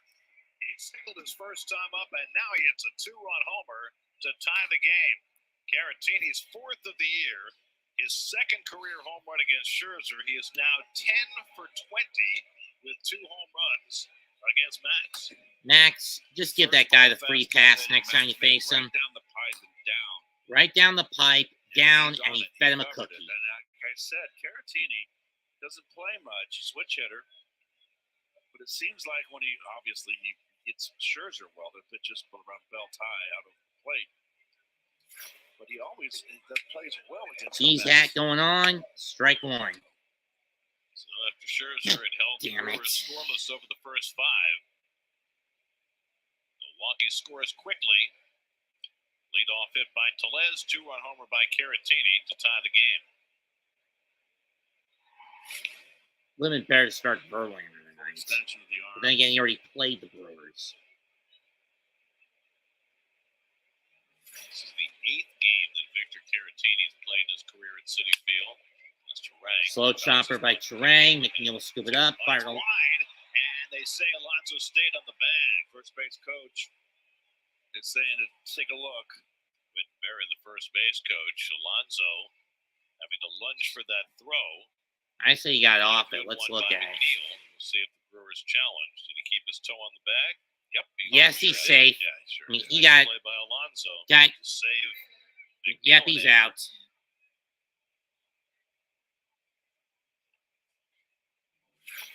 Anyway, Caratini, 8 games at Citi Field. He's 10 for 26. It's .385 with 3 homers and 7 RBIs in 8 games. Scherzer starting from scratch now. Facing Blake Perkins, who has flied out and struck out 0 for 2. 96 pitches under his belt for Max. It'll be probably Max's final attack, his final battery bases, and final inning. But you better not be dumb enough to try to keep him out there for the 7th. And when it comes to the bullpen, Buck, I'm warning you. No Jeff Brigham. Grounded down to first. Great timing stop. Stop by Alonso. But he throws it away before Max even gets to the bag. Too soon. Stop at first. Alonso jumped the gun on the throw. With a terrific play to stop it, but could not throw it accurately from his knees. And they'll give an infield hit to Perkins. Beautiful backhand ball came up for Pete. And I think he had a little more time. Well, no, he did everything right. He just didn't make the proper throw. Lucky Max didn't get run over. Jeremy Hefner's going to come out and give Max a blow. Well, Scherzer struggling 3rd time through the batting order. That's kind of been the story for Max this year. You think of him as the kind of pitcher who doesn't pay a 3rd time around the order penalty. But coming into the game, the opponents were hitting .362 against him 3rd time through with an 1125 OPS. And they have 4 hits in 8 at-bats against him. And 3rd TJ time through McFarland is tonight. warming up. The Caratini home run. Oh, God. TJ McFarland up in the bullpen for New York. Let's get out of this. And they bring him in the 7th. Fine. Batter, then you've got Yelich behind him. Let's check in with the studio. Evan McEnany has a game break brought to you by your local Honda dealer. Buck, remind me to murder you when this season is over.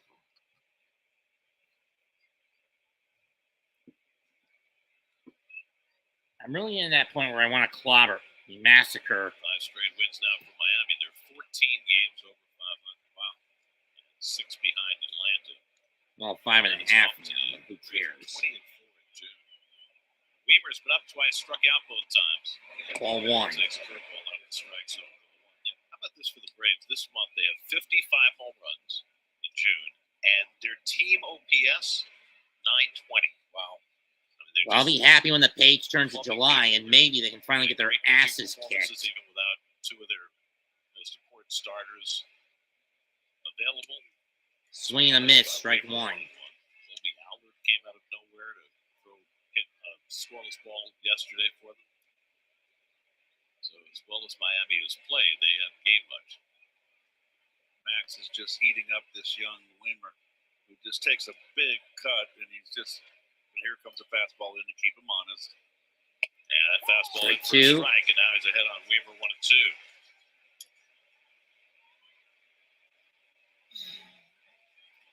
Likely to be Scherzer's last batter of the night.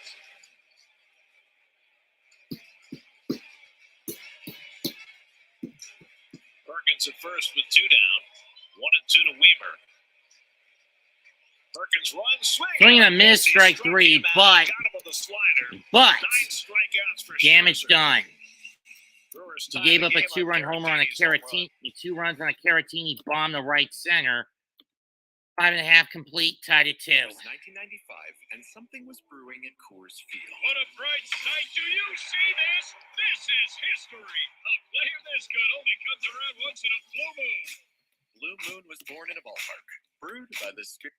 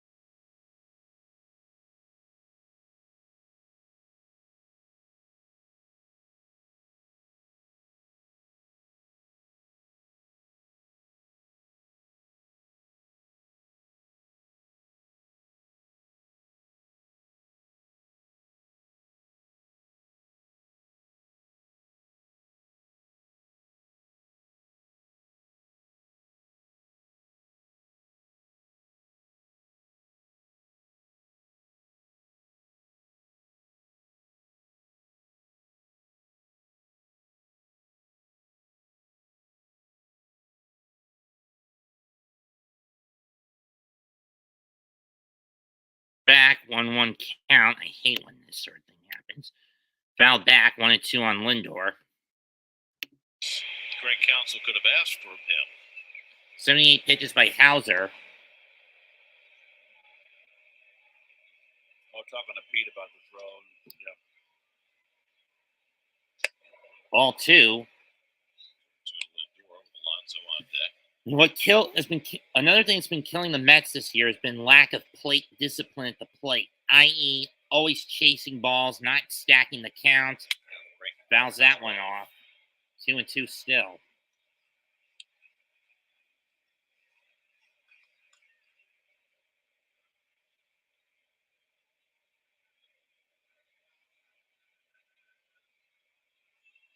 Two-two. And the fastball got him looking.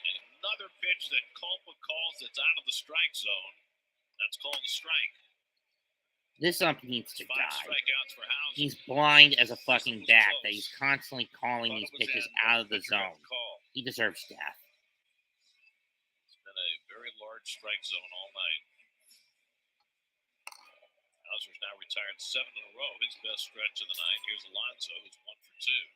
Single and a fly and a ground out for Pete. That's got both their runs on home runs tonight. He has been pretty quiet since coming back from a wrist injury. I think it's because he's become scared to swing the bat. Strings of hits and walks last year. This year they've become much more home run oriented, particularly lately. That's ripped again at the glove. Line, but it's caught by Anderson. Alonso hits one hard. And in my opinion, the way the Mets have been hitting this year, it's a regression back to what got him a lot of losing records, being homer happy as opposed to just going for contact. It's nice when you're around 6 foot. 24, they got to revert back to the 22 formula.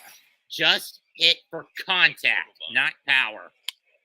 Case in point, Pham the center for a base hit. No matter what else is going on around him, Tommy Pham has just kept on hitting. Tom has done a heck of a job, boy. And he got off to such a slow start. Just bided his time, got his opportunity, and he's continuing to hit the baseball. So a 2-out single for Pham, his second hit of the night, his sixth in this series. And that'll bring up Jeff McNeil. Obi Milner will be up in the bullpen for the Brewers. I think this will be Hauser's last batter, possibly. Break in the second game, 5 last night.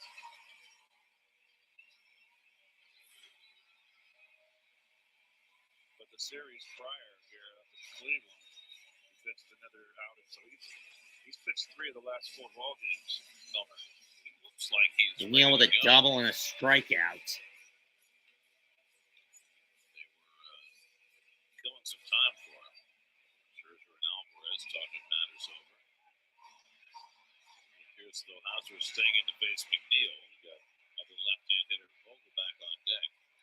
McNeil has doubled down the left field line and struck out 1 for 2 today.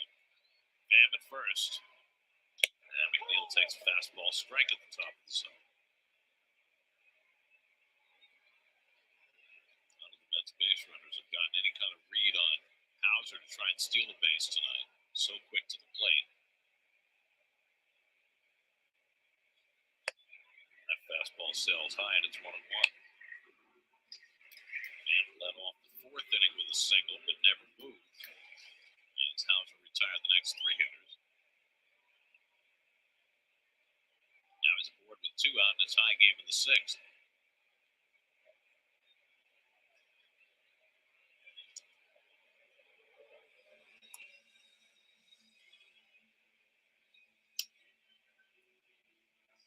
Mets have gotten 6 innings out of Max Scherzer tonight. TJ McFarland is up in the bullpen with Yelich due to lead off in the 7th.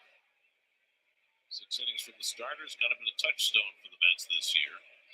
Ball 2. Hill takes it down 2-1. Mets are 22-3 when the starter goes at least 6 innings. The flip side is that they're 13, they're 14, and 42 when they don't get that. Never had in their first 80 games. And McNeil takes low and in. It's ball 3. I thought that was going to be strike 2 from this dumbass of it all. Strike that called the ball. It's a rough night as well. Now it's 3-1 to Jeff. Then this ump has been a bit of a dumbass. Might be Hauser's last batter. And McNeil hits one out to center, and Weimer's right there. Easy, lazy fly. Weimer's under it, and that ends the inning. Mets get a hit, but nothing else. After 6, we're tied at 2. It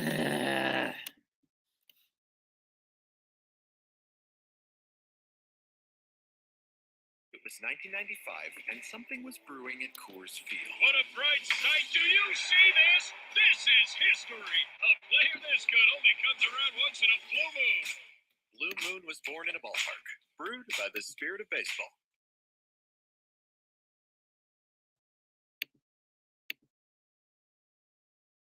What's a Walt Disney World thrill?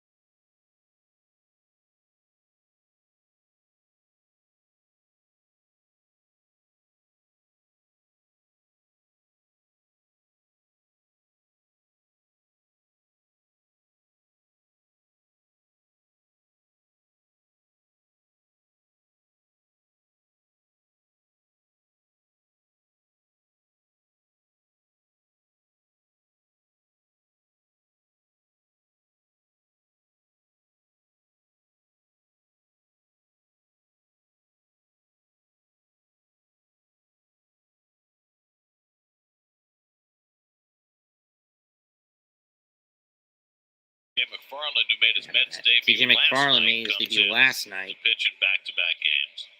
Got three out of the four hitters are left-hand hitters, leading off Yelich. Last night he got Rios, Adames, and Winker. 1-2-3, top of the There we ninth. go. Yelich with a slider, Yes, swung and missed, strike nothing one. in one. McFarland started out his career playing for Buck Showalter in Baltimore. Mets have had a bunch of pitchers this year who had been under Buck's tutelage in his Orioles days. Tommy Hunter notable among them. Yelich takes that slider down. It's 1-1. Yelich is 0 for 2 tonight after banging out 5 hits in the first 3 games of the series. Winker, another left-hand hitter on deck, and then Adames.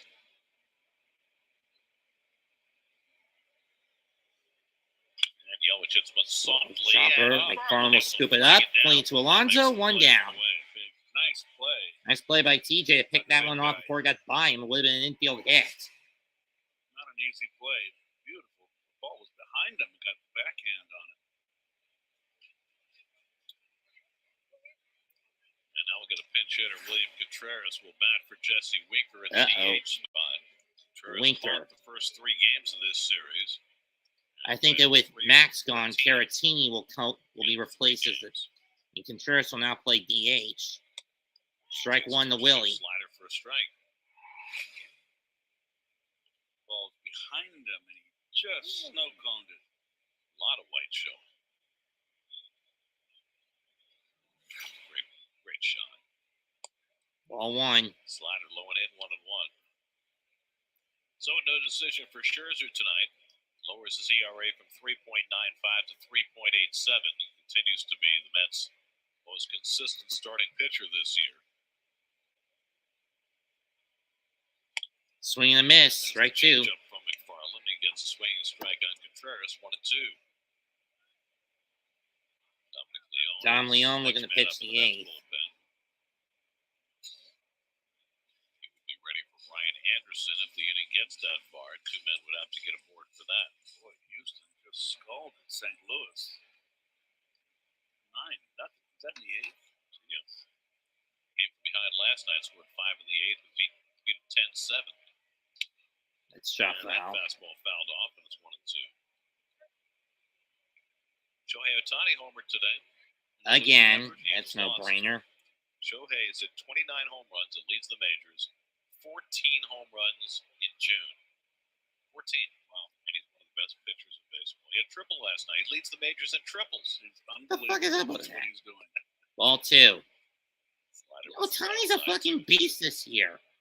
And yet he's wasting his potential with Anaheim. I mean, sure, they're having their best year with him there right now, halfway through their season. But the point is, they never made it to the postseason with Ohtani there in 3 or 4 years he's been in LA.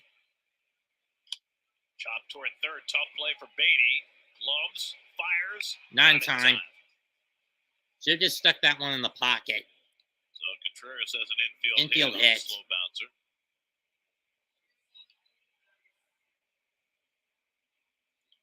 And Brewers up the tie-breaking run aboard with Willie Adames coming up. Adames tonight against Scherzer struck out twice and popped up 0 for 3. Now 0 for 13 in this series, and his average has dipped below 200. Brewers now with 8 hits on the night after the infield single by Contreras. That's fouled off by Changeup Adames, fouled by 0-1. Adames, 0-1.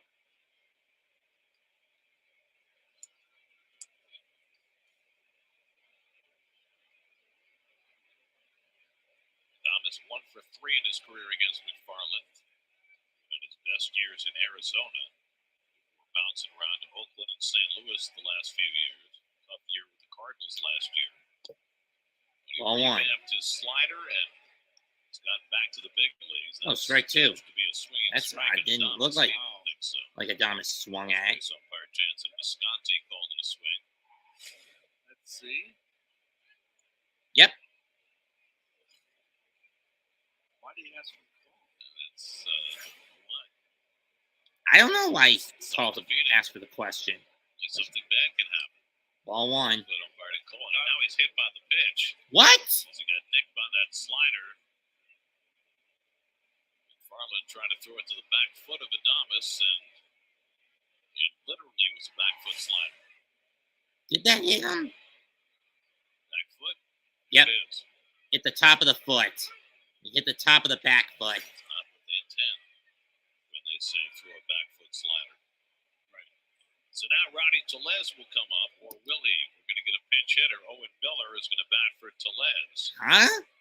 So in a tie game, the right-hander Miller produced, and that'll bring Buck Showalter out of the dugout. He's got the right-hander Leon ready in the bullpen. So McFarland faced three batters, got an out. Why do I have a an bad infield feeling hit, about hit a this? batter, and now Leon will try and come in and pick up the pieces. Call to the bullpen brought to you by Another Nissan. move Shop made for Nissan damage USA.com. control Be purposes. right back. Why do I have a bad feeling about this, folks?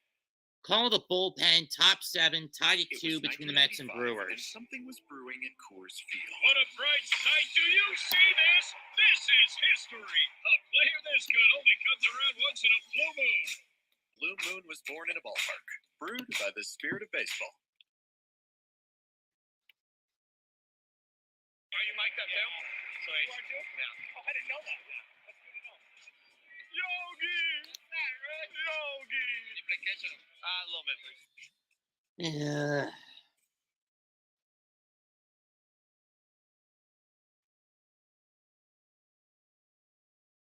What's a Walt Disney World thrill feel like? It's like, and it feels even better together. Disney thrills us like. It's a nice steady rhythm to the games now with the pitch timer. Can't look away. And the pitch. And a ground ball toward the home base hit. They're going to wave him in. He is safe. Wild one. Oh, wow. Whether it's the first time they put on a glove, had a catch, or took the first T-ball swing, every hero has an origin story. The 2023 MLB Player Draft. See who's got the stuff to be baseball's next hero, as teams build their future with their picks from baseball's top prospects. With the first pick of the MLB Draft, watch live coverage from Lumen Field in Seattle, Washington, beginning Sunday, July 9th on MLB Network. The official MLB. Hey kids, you can join us in the booth to call half an inning of a Mets game on SNY. Parents, it's the last week to enter. Go to sny.tv/KidCaster and submit your child's video today for a chance to win the 2023 SNY KidCaster contest presented by HSS. The road ahead, your radio home for the Mets is WCBS 880 and streaming on the free Odyssey app. Now, the Giants have been rolling, but they got beat 6-1 by Toronto last night. They're down 2-0 to the Jays in the 8th inning tonight. They'll be in tomorrow night, along with Michael Conforto, who might be banged up. He hurt his hamstring yesterday, but it'll be his return to Citi Field. Dominic Leone got 4 outs on Tuesday night, comes in to a mess in the 7th. Here's Leone. One out, Owen Miller, the pinch He'll hitter. face Owen Miller. And That one nearly gets away from Alvarez, ball 1. Miller with runners in scoring position this year, 5 doubles, a homer, and 18 RBIs, but he struck out 6 times. That said, a .370 batting average, wrong pitcher for the bring in this situation. And this is one of these situations where Buck must die for his incompetence. That's a chopper. And bags loaded. Took too long to throw that. Hold it. If he had a better play at third base. No, he didn't. But that's an infield hit from Miller to load the bases. And it's 2 of the last Got 3 infield hits. Had no play at second, and he did beat it. Just barely. Are they going to play back for 2? Looks like they're going to play back for 2. Yeah, you got Anderson. You can double him up. Bases loaded, 1 out to tie game. So a couple Son of a bitch. hits, bracketing hit I'm gonna batsmen. kill you for this, And Buck. that's If a mess the in the Brewers seventh. if the Brewers get the lead, you're dead. And Strike Anderson 1. tries to hold the swing, and he went around on a fastball upstairs. Nothing I more. swear, Buck, you're dead if the Mets lose this one. You're fucking dead for your incompetence. See if they had a play at third. No. Look where his eyes are. It's tough. It's a tough decision to make. The other question Swing and a is, miss, strike two. Did they play the third baseman so deep? Anderson swinging through that one. Stay with the fastball upstairs.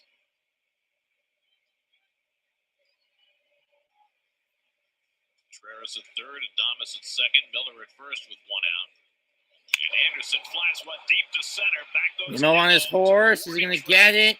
Yes, but it's going to lead to a tag up and a sac fly. Brewers will take a 3-2 lead. They all move up on the sacrifice fly by Anderson, and the Brewers are in front 3-2. Fuck, I'm going to fucking kill you for that decision. Once again, you make a picking decision. That's no logic. You choose pitchers that punt the game away. I'm going to fucking demand that your ass gets fired. Cohen swept your incompetence under the rug yesterday. He had 2 strikes on him, but he choked up on the bat. 37th RBI for Anderson, who despite his otherwise lackluster numbers, leads the Brewers in runs batted in. Which is ironic. Mets are behind for the first time tonight. Victor Caratini. And here's the bastard that was the catalyst to get them getting behind. Victor Caratini. Now he has 2 in scoring position in the 7th, facing Dominic Leone. An unlucky inning for the Mets with 2 infield hits, but the Brewers have cashed it in. 2-0 to Caratini. It's 2 for 3 tonight. TJ McFarland's got this on his head if the Mets don't score and get any runs. Third for an infield hit. A back foot slider that actually hit the back foot of Adames. And then he leaves and an infield hit and a sac fly later. The Mets are behind. All Back 3. slider misses from Leone, and now it's 3-0 to Caratini. You got Bryce Terang, the right-hand hitter on deck. First base. Fuck, you're dead after this season. You hear me? You are dead! And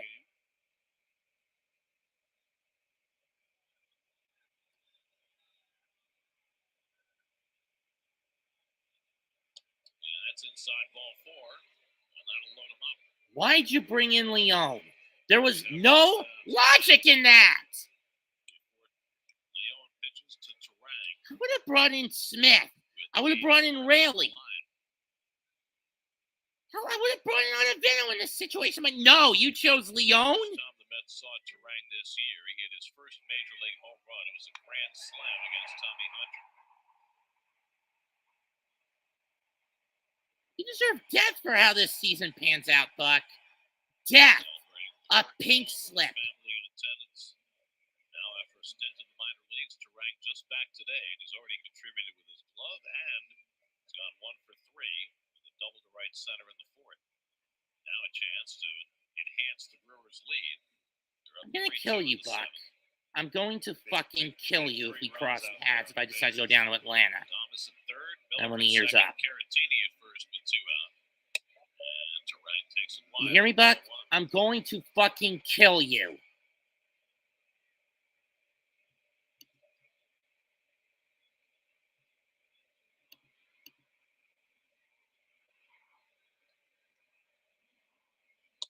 Swing and a miss, strike 1. Leone and it's 1-1. Because you basically cost this team plate discipline when Chavez got promoted to the bench coach, and you gave us a hitting coach who regressed this team back to power hits instead of contact. And Terang grounds one down to Alonso. Leone will get over the cover. And that ends the damage, but the Brewers do get the lead on a sac fly and a bunch of bad fielding. Kind of stretch, 3-2 Brewers. It was 1995, and something was brewing at Coors Field. What a bright sight. Do you see this? This is history. A player this good only comes around once in a blue moon. Blue Moon was born in a ballpark, brewed by the spirit It'll of be Vogelbach, Alvarez, and Beatty, unless they swap Hauser out for the lefty. And for the righty. And for the lefty. At which point you make the pinch hit choice. The question is, do you bring in Canna? That's a home run. First to hit 5 in a row, and bingo, you win in a big way. Shohei Ohtani. Don't just watch, play with Major League Bingo. Yorme, Mendick, or Navarez. I say you bring in Canna. Hey fans, I'm breaking down MLB play. I think with the best Mendick has been shit. my personal favorite. Diorme's recovered, but they're not going to use him all that much. And Navarez has been a bust behind the plate. He is a hitter. He's a hitting catcher. He has a productive hitting catcher.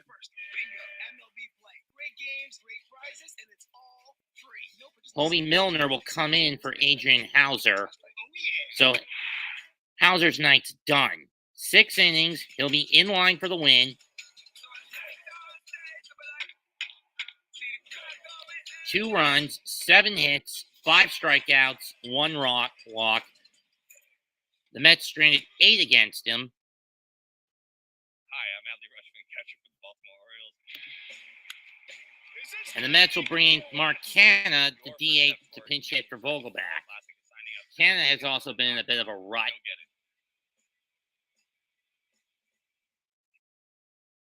Are you mic'd up too? Sorry. No. Oh, I didn't know that. Yeah, that's good to know. Yogi! Yogi! You play catcher? A little bit, please.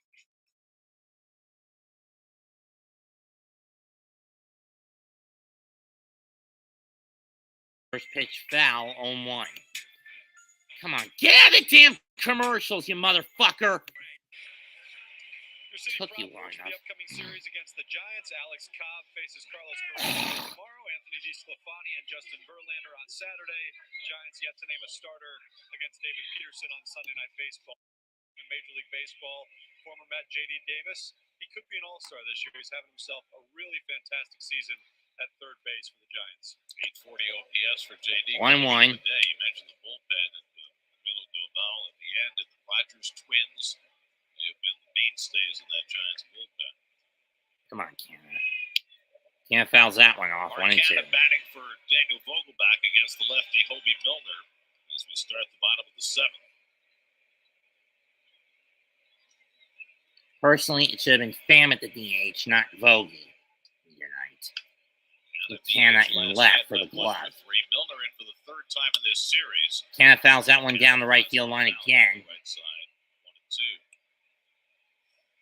So with the Brewers scoring at the top of the 7th, Adrian Hauser now pitcher of record on the long side, 89 pitches and 6 And innings. TJ McFarland, the record pitcher on the short set end of the stick. 2 home runs. Since he was the one who gave up the go-ahead runner was charged to him. Ball 2. Runs that fastball inside. It's 2-2. Alvarez on deck, Beatty behind him. And Drew Smith warming up for the 8th. The 8th inning. This is the guy that should have been in the 7th, Back-to-back not homers in the McFarland third, or and Hauser settled in nicely at one point, retiring 8 in a row.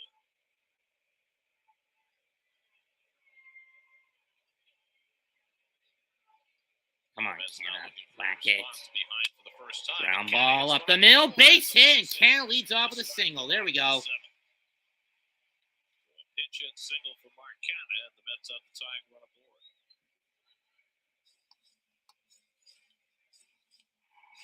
It's not into a double play, you son of a bitch. Nice hitting. Off the front of the mound.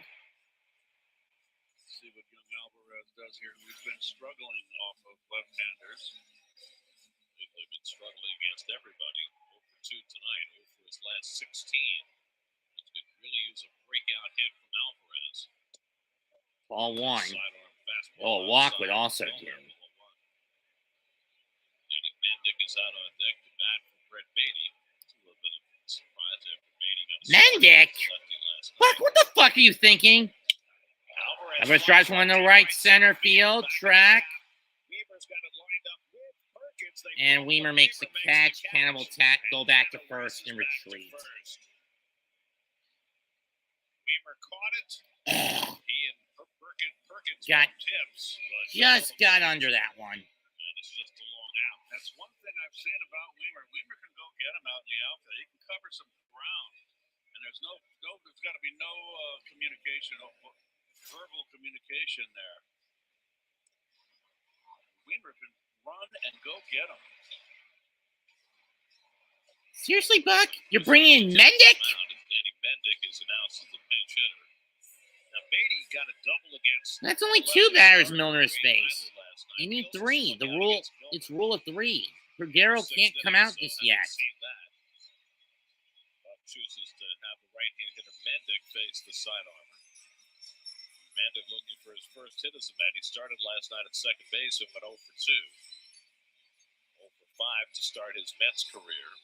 I would have kept Beatty out there to see if he can get a whack.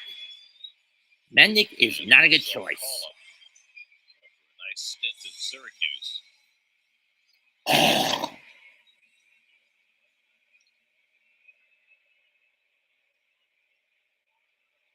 Mendick, the Mets' second pinch hitter of the inning. Facing Milner with Canha at first. Strike one. In for a strike, nothing one. Well, funky motion, side armor. Could have chased that one, you dumbass. Can not much of a base stealer. Beatty's night is done after going 1 for 2 with a homer. I don't understand that move by Showalter. Then he struck out in the 5th, so he leaves 1 for 2 tonight. And Mendick batting for him, takes a fastball up and away, a ball and a strike. Another left-hand hitter on deck and Brandon Nimmo, and then they've got right-hander going in the bullpen for Marte, who follows and gets that far. And Mendick grounds one down to third. Off the Ricochet! It rolls into the outfield. Canha racing for third. And no one's going to get the play. Base hit for Mendick, or is that going to be an E5? Since it ricocheted off Anderson's glove. Catch a break. And they've got first and third and one out. Boy, oh boy, it was tailor-made double play. The Brewers have been the best defensive team in the National League this year, according to defensive runs saved, but that's a big error by Brian Anderson. E5. Ricochet. Wow, he just boxed it. Good hustle by Canha. Okay, Nimmo, just get into the outfield and we can tie this motherfucker. Second error this season. Well, Canha just got a bust here. Got trying to break up 2. Sees it, the ball's booted. Come on, Nimmo. Just whack it. Brandon homered back in the 3rd. Been terrific against lefties this year, but you don't see too many lefties like Milner throwing by way of first base. Brewers playing back for 2. Time run a third, snap throw to first, and Mendick goes diving back in. So it's not a hit for Mendick. It's a fielding error. Really playing Brandon in the outfield, the opposite field. Just get deep enough into the outfield, Brandon. Staying in on that sinker that nearly hit him. 1 ball, 1 strike. Yelich know that he will not move. Yelich hugging that left field line. And Weimer way over in left center field. Yeah, if he hits it down the right field line, he can run for days. And then we'll Fouls that one off his foot. 1 and 2. That doesn't help. Banging on the shin guard after you've already been hit. I don't know about that.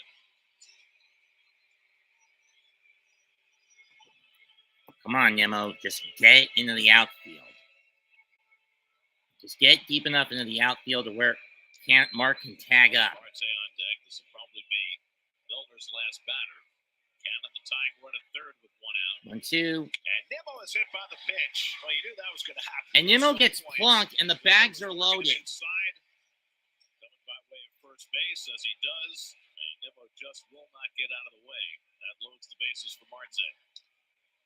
8th time that Nimmo's been hit this year, and that's an even 50 for the Mets this season. And he wanted to come in.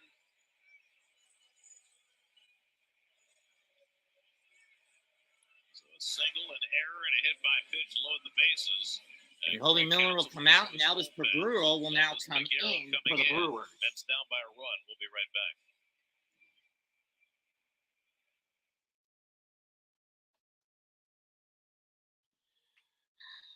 Just let Mark get out of the It was 1995, and something was brewing at Coors Field. What a bright Darling, sight. Do you stay see out this? of the This is infield. history. A player this good only It's a comes sack around fly, once in a blue fun. moon. Base hit, Blue Moon was great. born in a ballpark. No Brewed by the strikeout, spirit of no baseball. double play. And I wouldn't mind a walk either. Please, in Christ's holy name.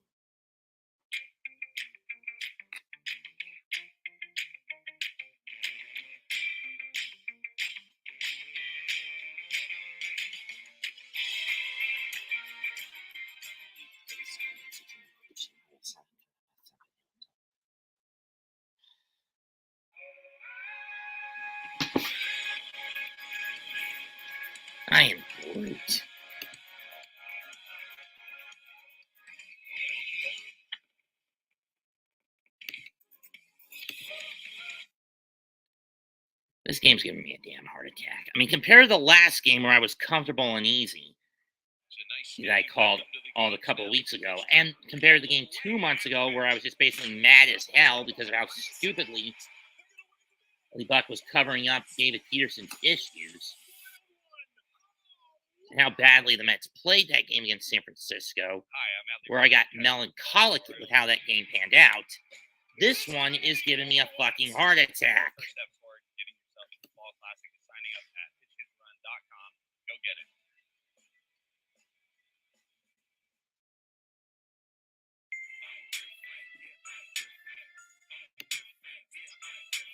I hate it with this bullshit. Thank you. If you donate to No Kid Hungry, you can receive up to 50 additional entries. Well, Elvis has entered the building for the third time in this series. Elvis Figueroa has inherited 9 of the 10, and of the 10 batters he's stranded, he's inherited 9. He's managed to keep 9 of them from getting home. This is a situation where you can't afford that. Cannon at third, Mendick at second, Nimmo at first. Marte is up. On Monday, got him on a ground ball last night. Bases loaded, 1 out. Mets down by a run in the 7th. And Marte chases one way outside, strike 1. Marte this year 3 for 6 with a pair of doubles and 7 ribbies, but he struck out twice and walked twice. In 88 at bats with the bags loaded, 352 batting average with 6 grand slams. Was it 7? I don't remember. With 2 grand slams. Ball 1. Pitching staff, they pitch inside.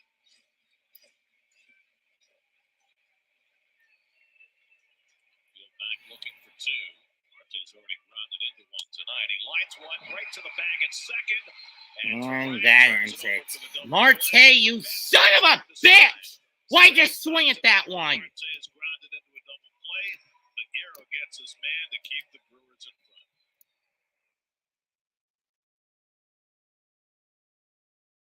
Team just It was died 1995 when and this something season's was over. brewing at Coors Buck Field. has got to go when this season's over. This is history. A player this good only comes around once in a blue moon. When this season's over, Showalter has got to go. Cohen, I don't give a fuck that you say Epler and Showalter are safe. What they did this year is collateral damage. It's caused massive amounts of collateral damage, you son of a bitch. Why keep these bastards around? If it ain't broke, don't fucking try to fix it. And that's what these 2 dumbasses did. You don't try to make an East Coast team into a West Coast squad.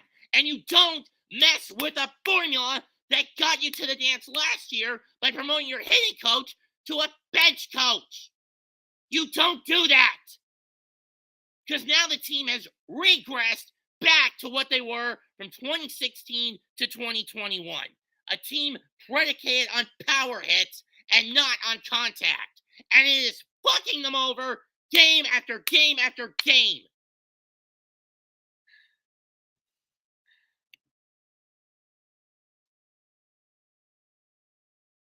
These sorts of things make my damn blood boil with this team.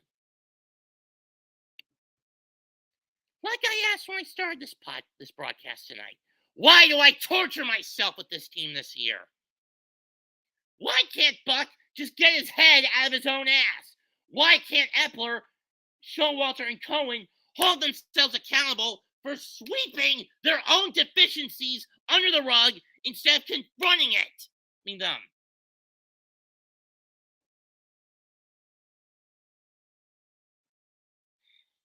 Cohen, what you said yesterday just proves you're a people pleaser who would rather sweep the incompetencies and indeficiencies of your team's front office and managerial staff under the rug instead of confronting it head on. When this season's over, I want Showalter and Epler gone!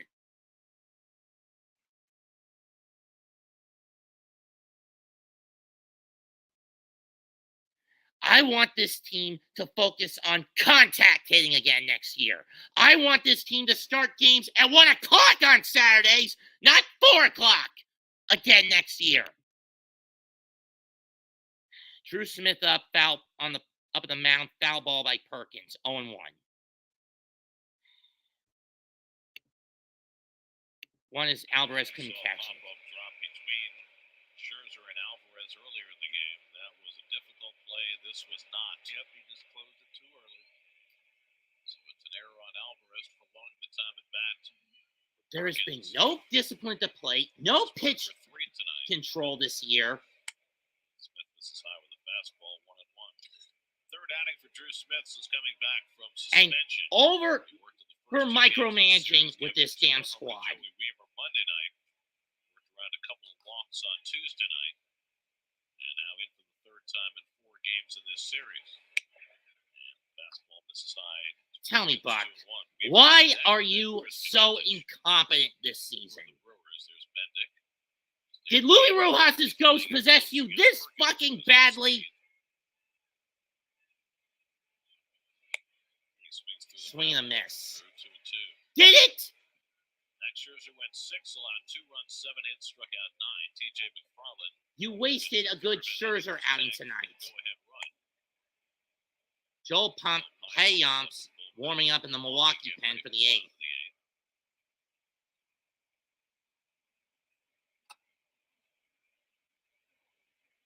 2-2 coming to Perkins. And he pops it up. In foul ground, Mendick. And Mendick will get it, 1 down. To make the catch. Nicely done by Danny Mendick. Knew just how much room he had and used all of it for the first out.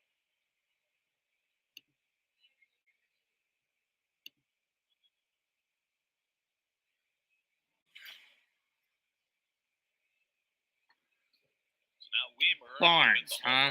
That's the new hitting coach's name. Win the opening game of the series. Well, now it's becoming clear who they replaced Chavez with when they promoted him to the bench coach. A move that has cost this team its plate discipline.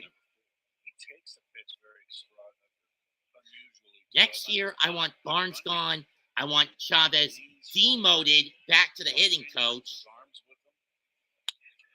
Drives this one in the air to left. Coming over his Pham toward the line. Pham will catch it 2 away. That's what I want done in 24. A new hitting coach who's more focused on discipline rather than power. Focused on contact and discipline rather than getting homers. I want Showalter gone and Chavez promoted to the manager. I want Epler gone and games moved back to 1 o'clock on Saturdays. Here's Yelich. That's all I want next year with this team. No more Showalter, no more Epler, no more 4 o'clock games, and no more Barnes so we can recover some plate discipline. Lyons getting ready in the bullpen. We're trying to keep his team pumped up. It's got to be really hard at a time like this, if you're the Mets, not to think, well, here we go again. That 7th inning was such a case in point. The Brewers had 2 infield hits and a hit batsman. Got the sac fly to get the run in. Mets got a hit batsman of their own and an error. It loaded the bases, couldn't get the run in. And so it is gone. The Milwaukee team is 13-4 in 1-run games this year. And they've got Devin Williams looming in the back if the Mets can't get anything done in the 8th.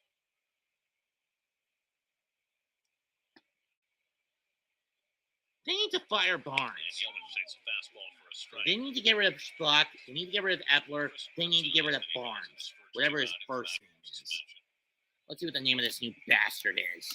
William Paris would be next. He's now in the DH spot after pitch hitting the 7th and scoring the go-ahead run. Yelich and a half swing. Did he go? He went around strike 3. Smith with a strikeout to finish off a 1-2-3 top of the 8th. Eric Hinsky. Are you fucking kidding me? They hired that schmuck? It was 1995, and something was brewing. Eric fucking Hinsky? This is history. A player this good Jeremy Barnes.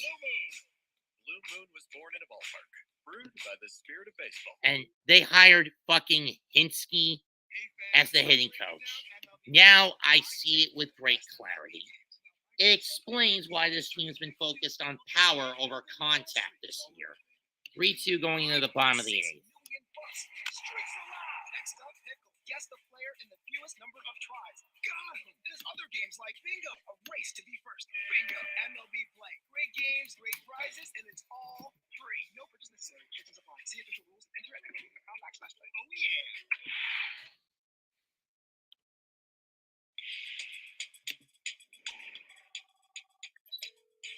MLB The Show Legend line.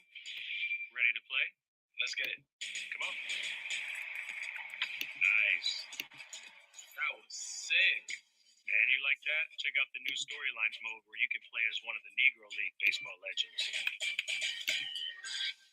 Your voice sounds familiar. Do I know you?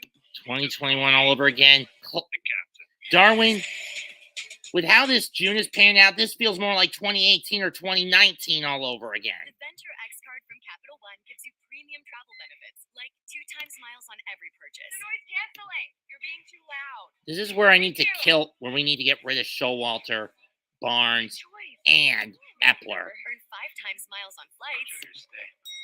Going up? And 10 times miles on hotels through Capital One Travel.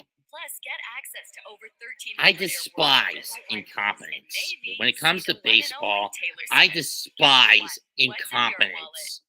When it comes to coaching across any sport, if there's one failing I cannot stand, it is fucking incompetence. Over 105 tonight. Peter Alonso's got the hardest hit ball. That was a line out to third base in the 6th inning.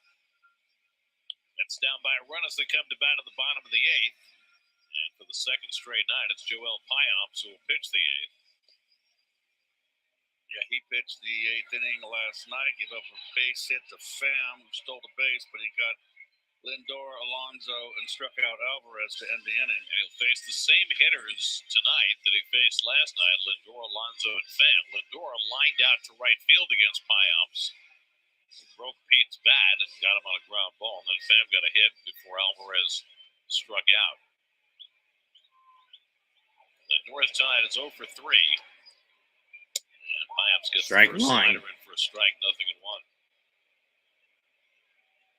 Payamps, well-traveled right-hander. Arizona, Kansas City, Toronto, Oakland. First year with the Brewers. Can you stop chasing that shit, Francisco? He chases one down, and it's 0-2. Bobby Milner and Elvis Peguero combined to keep the Mets off the board in the 7th. Mets loaded the bases against Milner. Peguero came in to get Marte to ground into a double play to keep the Brewers in front. We're 3 for 13 in this series. And Payamps goes upstairs to strike him out, so he threw a fastball down for the second strike and a fastball up. And the Boo Birds coming down on Lindor yet again. Textbook up and down the ladder, Garrett. Actually, it was down and up the ladder. Up the down staircase. Sandy Dennis. What? Folks, I don't get that reference. Alonso is 1 for 3. Lined out his last time up. And that fastball taken low for ball 1. He's single, but he got thrown out trying to stretch it to a double. Rounded out, ground out, and lined out in his left. Went off Frank's glove. And then Pete was thrown out trying to get to second. Payamps dents the outside corner with a slider, and it's 1-1. This team needs to be put through the rite of courage and Between cowardice. the Mets and Brewers, Milwaukee has dominated so far, winning 5 of 6. And they really Swing at that, Pete! Swing at it! 26 runs in the 3 games. A little different in this series. Their offense is not a powerhouse right now. They've scored only 12 runs in the series, but they have a chance to win 3 out of 4. So as for time, down the count 1-2. Just been a little bit out in front, taking that stride too quick, and it leaves him where he can't hit. He has trouble with the breaking balls.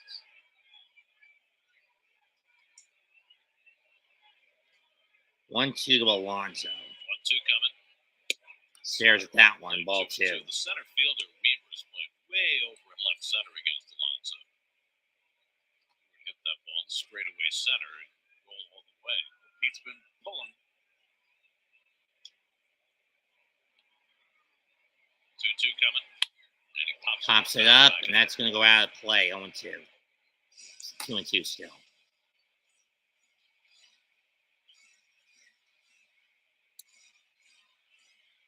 You know, when Pete's going right, you wouldn't see this shift here with Weaver way over. I've never seen anybody playing this much to pull. He's been out in front. You know, when Pete's going right, he uses that right center field. Be more straight up. 2-2. Slide it back. Get a pitch to hit there. That was the one. Pete just taking a vicious cut. I think with 2 strikes, you go up the middle here, you got a chance for an extra base hit. Well, with Pete's strength, there's no part of the ballpark. Oh, he's struggling right now a little bit. Try a lot. 2-2 from Payams. He's Ball outside. 3. Pete's running full. Bam waiting on deck.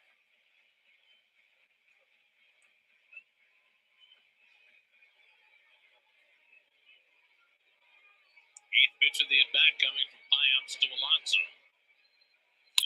He drives one to the left. That ball is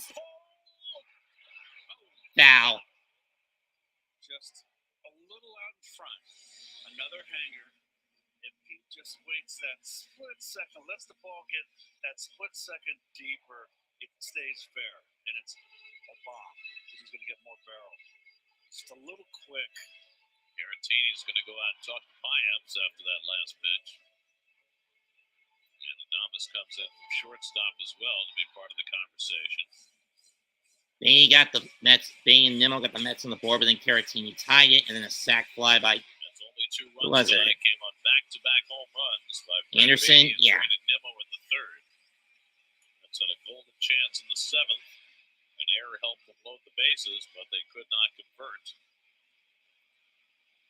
And now facing that very tough back end of the Brewers bullpen, Payams in the 8th and Devin Williams more than likely in the 9th. Pete's already seen 8 pitches in this at-bat from Payams. 3-2. Got under that one. Should be easy for Yelich coming toward the line. Yelich under it. 2 down. 2 out. So they stayed with the slider. He knew he got under that one. A lot of frustration. But then again, this is what happens when you swap out Eric Chavez for Jeremy Barnes as your hitting coach. Tommy, 6 for 13 in this Here's series. Pham. See if he can do 2 out and something. nobody on. Strike Pham 1. takes a fastball for a strike. That was a hit in 2 career at-bats against Payams that game last night. Ball 1. Fastball, that one was just inside. That's 1-1. It'll be McNeil, Canna, and Base hit against Alvarez in Payams the last 9th. The night Mets was don't right get field. anything.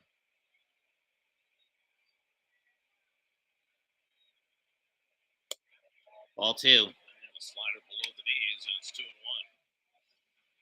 David Robertson up in the Mets bullpen. Mets can at least get him a tie in the 9th, if not a lead. Then I want to kill Buck. And Pham fouls off I the want slider, Buck and it's 2-2. I mean, the fans are demanding Buck's head. They want Barnes' head, and they want Epler's head. The fact that Cohen said that if a former that Buck and Epler are safe, at least till the deadline, screams he's choosing to sweep these issues under the rug 2-2 coming, and it's outside. Ball instead of dealing with the situation head on. Full count. Second straight full count for Payams. 3-2 to Pham. And he hits one back toward the middle, but there's Terang behind. Terang's there this time, and he gets the Second outs. base, sure did. And Terang throws out Pham to win the inning. On to the 9th we go. Brewers 3, Mets 2.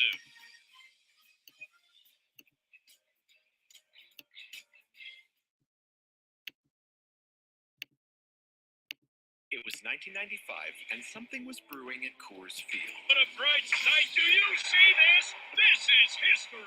A player this good only comes around once in a blue moon. Blue Moon was I born swear in to Auburn, God, brewed by the spirit of a lot of mistakes have been made by this 2023 Mets squad. One, promoting Eric Chavez from hitting coach to bench coach and replacing him with a power junkie like Jeremy Barnes. Bad move number one. Bad move number two.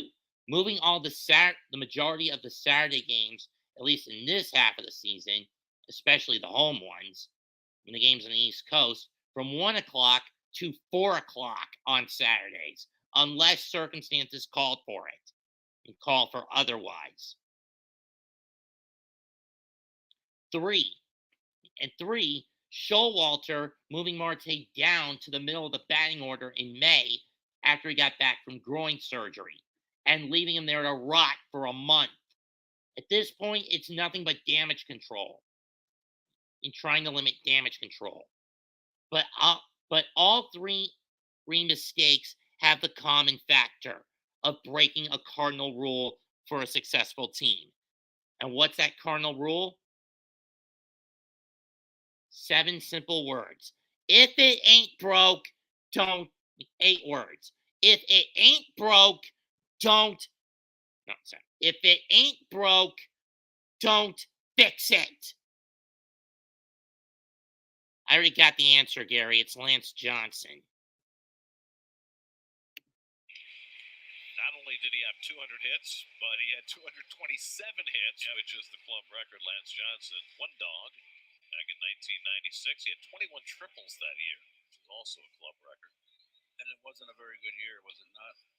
Not for the team. Right. It was great for some individuals, as Dave Robertson will come on and pitch. Yeah, Lance Johnson, Todd Hundley. That year, Todd Hundley broke the single-season catcher's home run record, did 41 home runs. But the Mets didn't have the pitching. It was supposed to be Generation K, but as you know, that didn't work out so well. No. And then they fired Dallas Green midway through the year and replaced him with Bobby Valentine, who led a bit of a renaissance for the Mets from 1997 up until 2000. To the bottom of the ninth. Mets will have McNeil, Canna, and Alvarez due up in the ninth versus Robertson in the top of the inning facing William Contreras. He got on with an infield hit in the 7th. Pinch hitter in the DH spot in the 7th. Into the slow ground ball to third that he beat out for an infield hit. And he came around to score the go-ahead run, and then so far that run has stood up. Contreras. That was that one. Off in 0-2. Willie Adames on deck, and then Owen Miller. Mets losing 2 of the first 3 in this series. Robertson has not pitched in a while. Last time he pitched was Saturday in Philadelphia when he got 5 outs, including 2 double plays, which he said made it the best day of his life. Yes. So he had never gotten 2 double plays in a game before. Came on in the 8th, got a double play, and then another in the 9th. He's been good.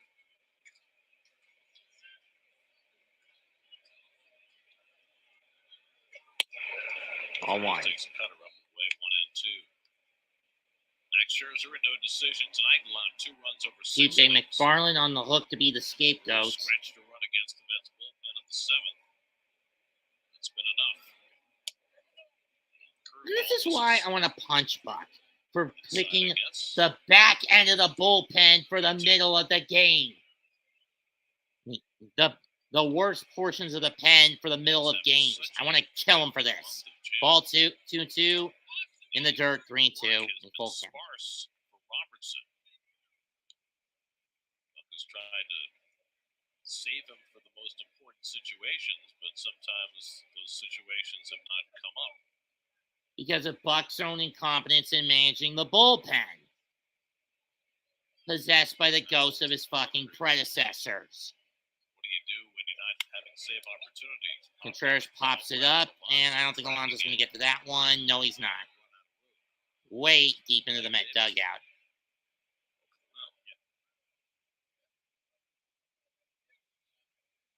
On to Sports Night comes up after the postgame show. Well, of all the baseball news, It's this free sort of agency thing that begins makes in me the sick with NBA, and Showalter. we got How Liberty mentioned. incompetent is this Very guy nice. when you think about it? Liberty's a juggernaut on the sports night tonight after the postgame. Here's the payoff again. John Stewart, Sabrina Ionescu, Mike looked on your face. Ball four. Contreras is on with a leadoff. And because of the fact Buck doesn't like to use Robertson, Lost the first or man can't base. use him at all because of his own incompetence with this bullpen, how often do you expect to see Robertson down that mound tonight this season? Not often. Had Diaz not pulled his ripped his patella tendon muscle in the World Baseball Classic, things may be a little smoother sailing for the Mets this year. Strike one.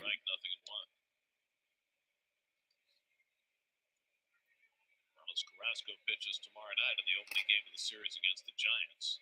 Alex Cobb, who's been the best Giants starter so far this year, will go from San Francisco to Logan Webb. Swing and a miss at a high fastball, and it's 0-2.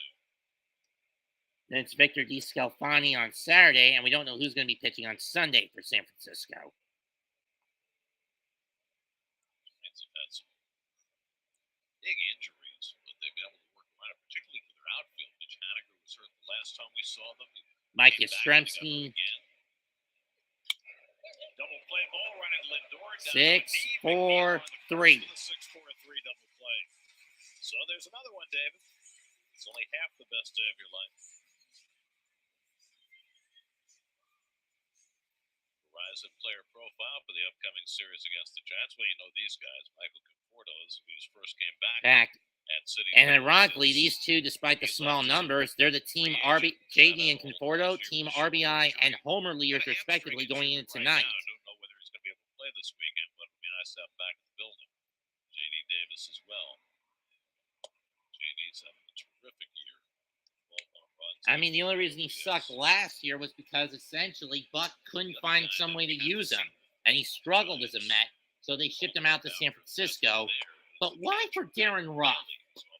Epler was a coward to pick that move. 883 OPS through his first 30 games. He's hitting 320. And why do I have this weird gut feeling the Mets are going to blow it up at some point at the deadline? I mean, we're sellers no matter what happens this year. Miller up for the second time at an infield hit in the seventh. That's driven right. Marte should get it easily, and we'll go to the ninth. Last chance for the Mets. Robertson puts up a 0 in the top of the ninth, and now the Mets will get their final crack. And they better do something other than produce outs in this one. It was They don't. 1995, and Getting something ready was to brewing fucking at Coors scream. Field. Death to Buck, death to Epler, death to Barnes. Because these three have been the cause of the Mets' issues this Blue year, Moon was the born in way Baltimore, I've looked at brewed it. by the spirit of baseball. Choosing to forsake contact for power, this is a regression back to what got the Mets a lot of losing records in the last few years and them out of potential playoff contention. Chavez should never have been promoted to the bench coach, and Barnes should never have been made the hitting coach, as far as I'm concerned. They see that their approach has cost the team discipline at the plate. And I hate to be announcing and prophesying this crap, but no one can't deny those factors. Hi, I'm Adley Rushman, catcher for the Baltimore Orioles. Is this guy any good or what? Your first step toward getting yourself to the Fall Classic is signing up. No one can deny those facts that promoting Chavez to bench and hiring Barnes as a hitting coach was a mistake. So you want to be great first? And one of the big ones. In addition to moving Saturday games to 4 o'clock, and Buck doing what he did to Marte for a month, moving him down to the middle of the order instead of keeping him at the top when he brought him back from groin surgery. It's a nice steady rhythm to the games now with the pitch timer. Can't look away. And the pitch. And a ground ball toward the home base hit. They're going to wave him in.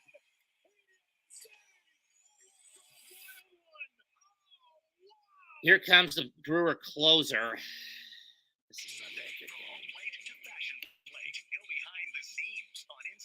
Devin Williams comes on to close it out for the Crew.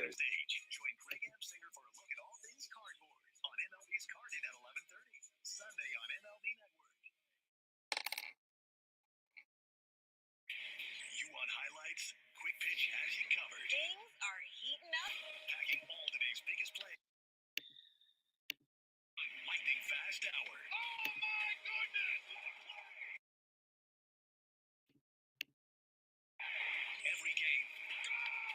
Every night. Every highlight that makes the headlines. Are you kidding me? We live today, preview tomorrow. The quickest way to catch up on all the action? We got you covered. On Quick Pitch. Late nights and early mornings. Only on MLB Network. Are you mic'd up too? So you are too? Yeah. Oh, I didn't know that. Yeah. That's good to know. Yogi! What's that, Rick? Yogi! You play catcher? A little bit, please.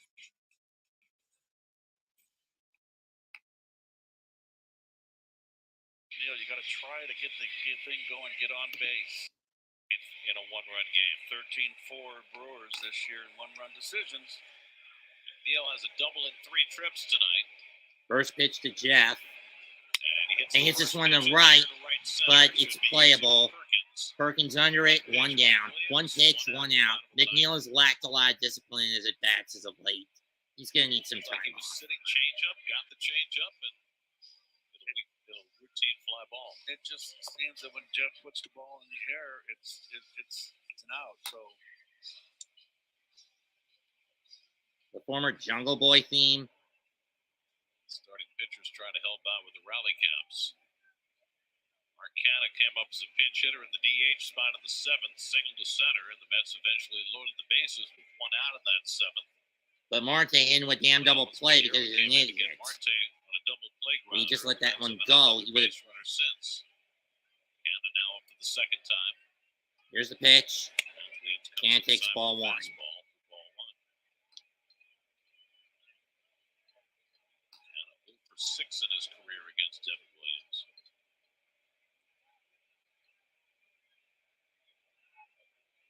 Anderson right on the line at 3rd against Canna. Oh, good spot.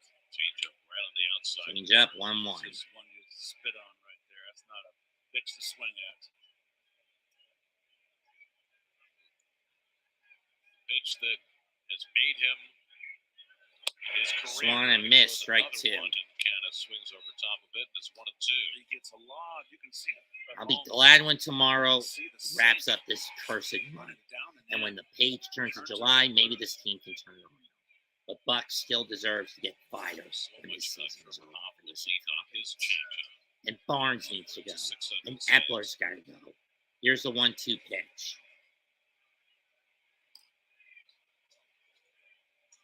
1-2 coming to Canna. Ball 2. Changeup. This is down 2-2. But Trevor didn't have a nickname for his changeup. Williams is the airbender. Okay. Good name. Alvarez next. 2-2 to Canna. And Mark takes a fastball upstairs, and now it's 3-2.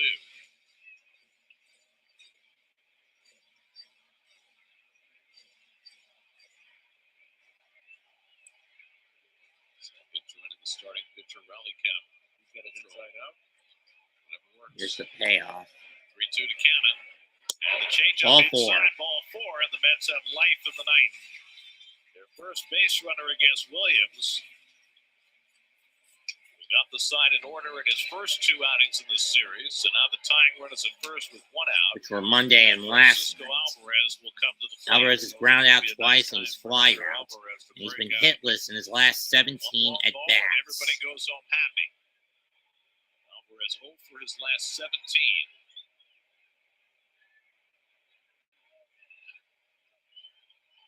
Luis Guillorme is out on deck to bat for Danny Mendick if Alvarez He keeps should have going. been the third baseman once Badia came out. Not Mendick. Count of the tying run at first with Whatever. 1 out.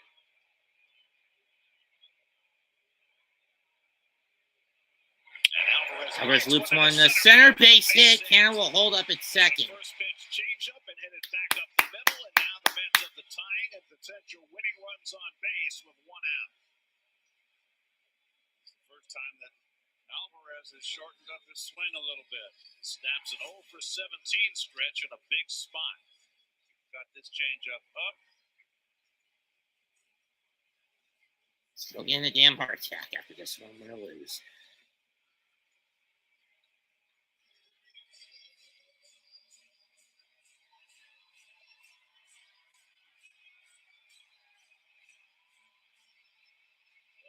Alvarez gets aboard. That's some fun with Wayne Kirby. And now the Mets trying to have some more fun. With Luis Guillorme announced as the pinch hitter for Danny Mendick. Chris Hook, the pitching coach, is out of the mound. Free visit with the pinch hitter announced. Career this year with runners in scoring position, Guillorme 7 out of 24. Career lifetime, he's 266. Guillorme more known for his glove than he is for his bat, but he has been developing the bat the last couple of years. Last Saturday when he got a start in Philly and went 2 for 3 with a single and a triple. Now he comes up with the tying and winning runs on base, and the center fielder, Weimer, is playing as far in the left center as anybody could possibly play. That is insane what they're doing. Base it up the middle, and they might win the game. Yep. If they can get it up the middle. And then second, Alvarez at first, and But I'm guessing that's what they're playing for on the infield shift. I mean, a line, especially when you consider how might go to the center field fence and end the game. With how far Trang has been able to get, Trang and Adames have been able to get to that second base spot, into that hole in the middle. 1 ball, no strikes. Swung and a miss at one low, 1-1. Shouldn't have chased that one. That's a ball that, if it's over the middle, Guillorme stays back. It's a ball Guillorme can pull. Just has to hit a line drive to center. That's it. 1-1. 1-1 to Luis. Come on, Louie. Canna takes off for third. Canna takes off, and he's going to make it safely on defensive indifference. 1-2. But now the stolen base of the year for Canna, a huge one to put the tying run at third with 1 out. now just get it into the outfield, Luis. Please, just get it into the damn outfield. I mean, we all know Alvarez wasn't going to steal second. He's not that fast. Just get it into the outfield, Luis. Please, just get it into the outfield to tie this bullshit. 1-2 pitch to Guillorme. Here it comes. Ball 2. Stopped by Caratini, 2-2. Caratini smothers it. But that's good scouting by Canna. 7 steals now against Williams with nobody caught. He sometimes can lose track of base running. Come on, Louie. Just whack it. Just get it into the outfield. I don't care what happens with it if it's in the outfield except for a pop-up. Ball 3. Ball 3. Now, you got Canna at third. Would you start Alvarez? No. In my opinion, no. You don't start Alvarez. Strike him out, throw him out. Could be, or you could steal a run, maybe. No lead by Alvarez. Alvarez not taking off. Guillorme fouls that one off. Just got enough bat on it to keep himself alive. And you saw the reaction of Williams. He thought he made the pitch. Kind of hit his pitching hand on his thigh. Guillorme's been swinging much better since coming back from the minor leagues. He's 6 for 18 in June after struggling earlier in the year. Don't jinx it, Gary, you son of a bitch. 3-2. Pops a foul, so he's still alive. Gosh, I've thought how many change-ups to Guillorme. Guillorme's obviously with that last 2 pitches is trying to stay back. Is he going to come up and in and try to pop him with a fastball? We'll see. Here's pitch number 8 in this at-bat. So they pull one first. Handled by Miller. He gets the out at first. Canna holds at third, and Alvarez goes to second. Son of a bitch. Canna not running on contact. Miller made the play. I mean, I get why Canna didn't take off. The winning run is in scoring position. The Mets are down to their final out. Boy, this ball's hit hard. You got an experienced first baseman. You turn to double play. You go 3-6-3. And that gives the Mets another life. So now the Mets could win it with a base hit from Nimmo. Come on, Brandon. Just get it into the outfield. Please. And Nimmo takes a changeup down for ball 1.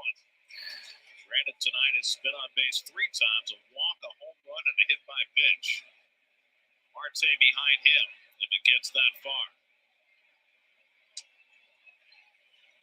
Just hit down the line. 1-0 for Williams. And Nimmo takes a strike, a fastball in the inside corner. You could have swung at that one. Copa has called a strike on a pitch that did not appear to be a strike. He has had a wide strike zone, both in and out. This again is on shit. One pitch to Nimmo on the way. Williams' attention. Ball 2. Takes a fastball up out of the strike zone, 2-1. Devin Williams had an easy time of it in his first 2 outings in this series. Now having a much tougher road to hoe. Come on. 2-1 to Nimmo, just get the hit. Make some contact. Ball 3. Takes the change up low, and it's 3-1. Well, It'll be a fastball over the middle. Question is, will Nimmo chase it? Rough night, twice grinding into double plays in big spots. You might get another opportunity. Unless Nimmo gets the base hit. Swung on a miss. Big cut at a changeup on the outside. That one you should just let go. Let that one go. Trying to do too much there. Nimmo's hit 3 home runs in this series. Driven in 39 runs on the year. This would be the biggest runs he would drive in all year if he can get a hit here. Here's the payoff. It's 3-2. Here it comes. Fouled it off. That changeup to stay in the at-bat. When that changeup got inside. Fouled it off his foot. I swear my heart is in my throat at this moment, folks. Caps out from Chusa. Certainly the hardest working inning Williams has had this week. 22 pitches already. A long turn at bat with Guillerme, and now another one with Nimmo. His 3rd full count of the inning. Please, just get a damn hit. 3-2 coming to Nimmo. Ball 4. And that loads him up for Marte. Again. This isn't good. Second walk of the inning for Devin Williams. And now Marte gets a redemption chance. He came up at the 7th with the bases loaded. And ground into a double play. Now he gets another crack at it. Can he get the hit? He has double played twice and grounded, singled, and struck out. Can he get the hit? Chase that one. He's trying too hard to play hero ball.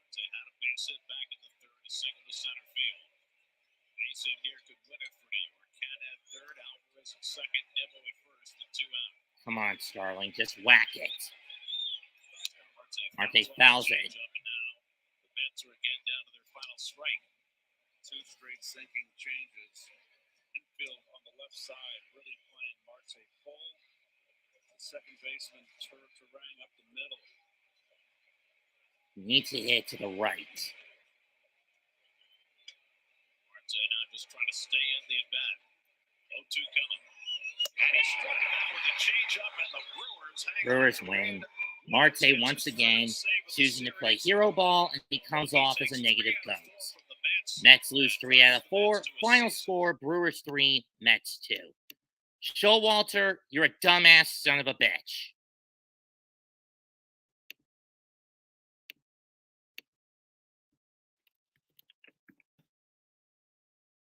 Give me some middle fingers in the chat, boys.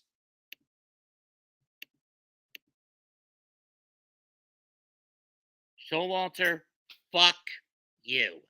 I want you gone by the deadline at best, and when the season's over at worst. Because your incompetence. Not only do I want you gone, Buck, I want Jeremy Barnes gone, and I want Billy Epler gone. I don't have anything else left to say tonight. Leave a comment, smash the like, sub to the channel. Mets going to the halfway point, 9 under. Fuck Showalter to death. Goodbye. Good fucking night. Bang.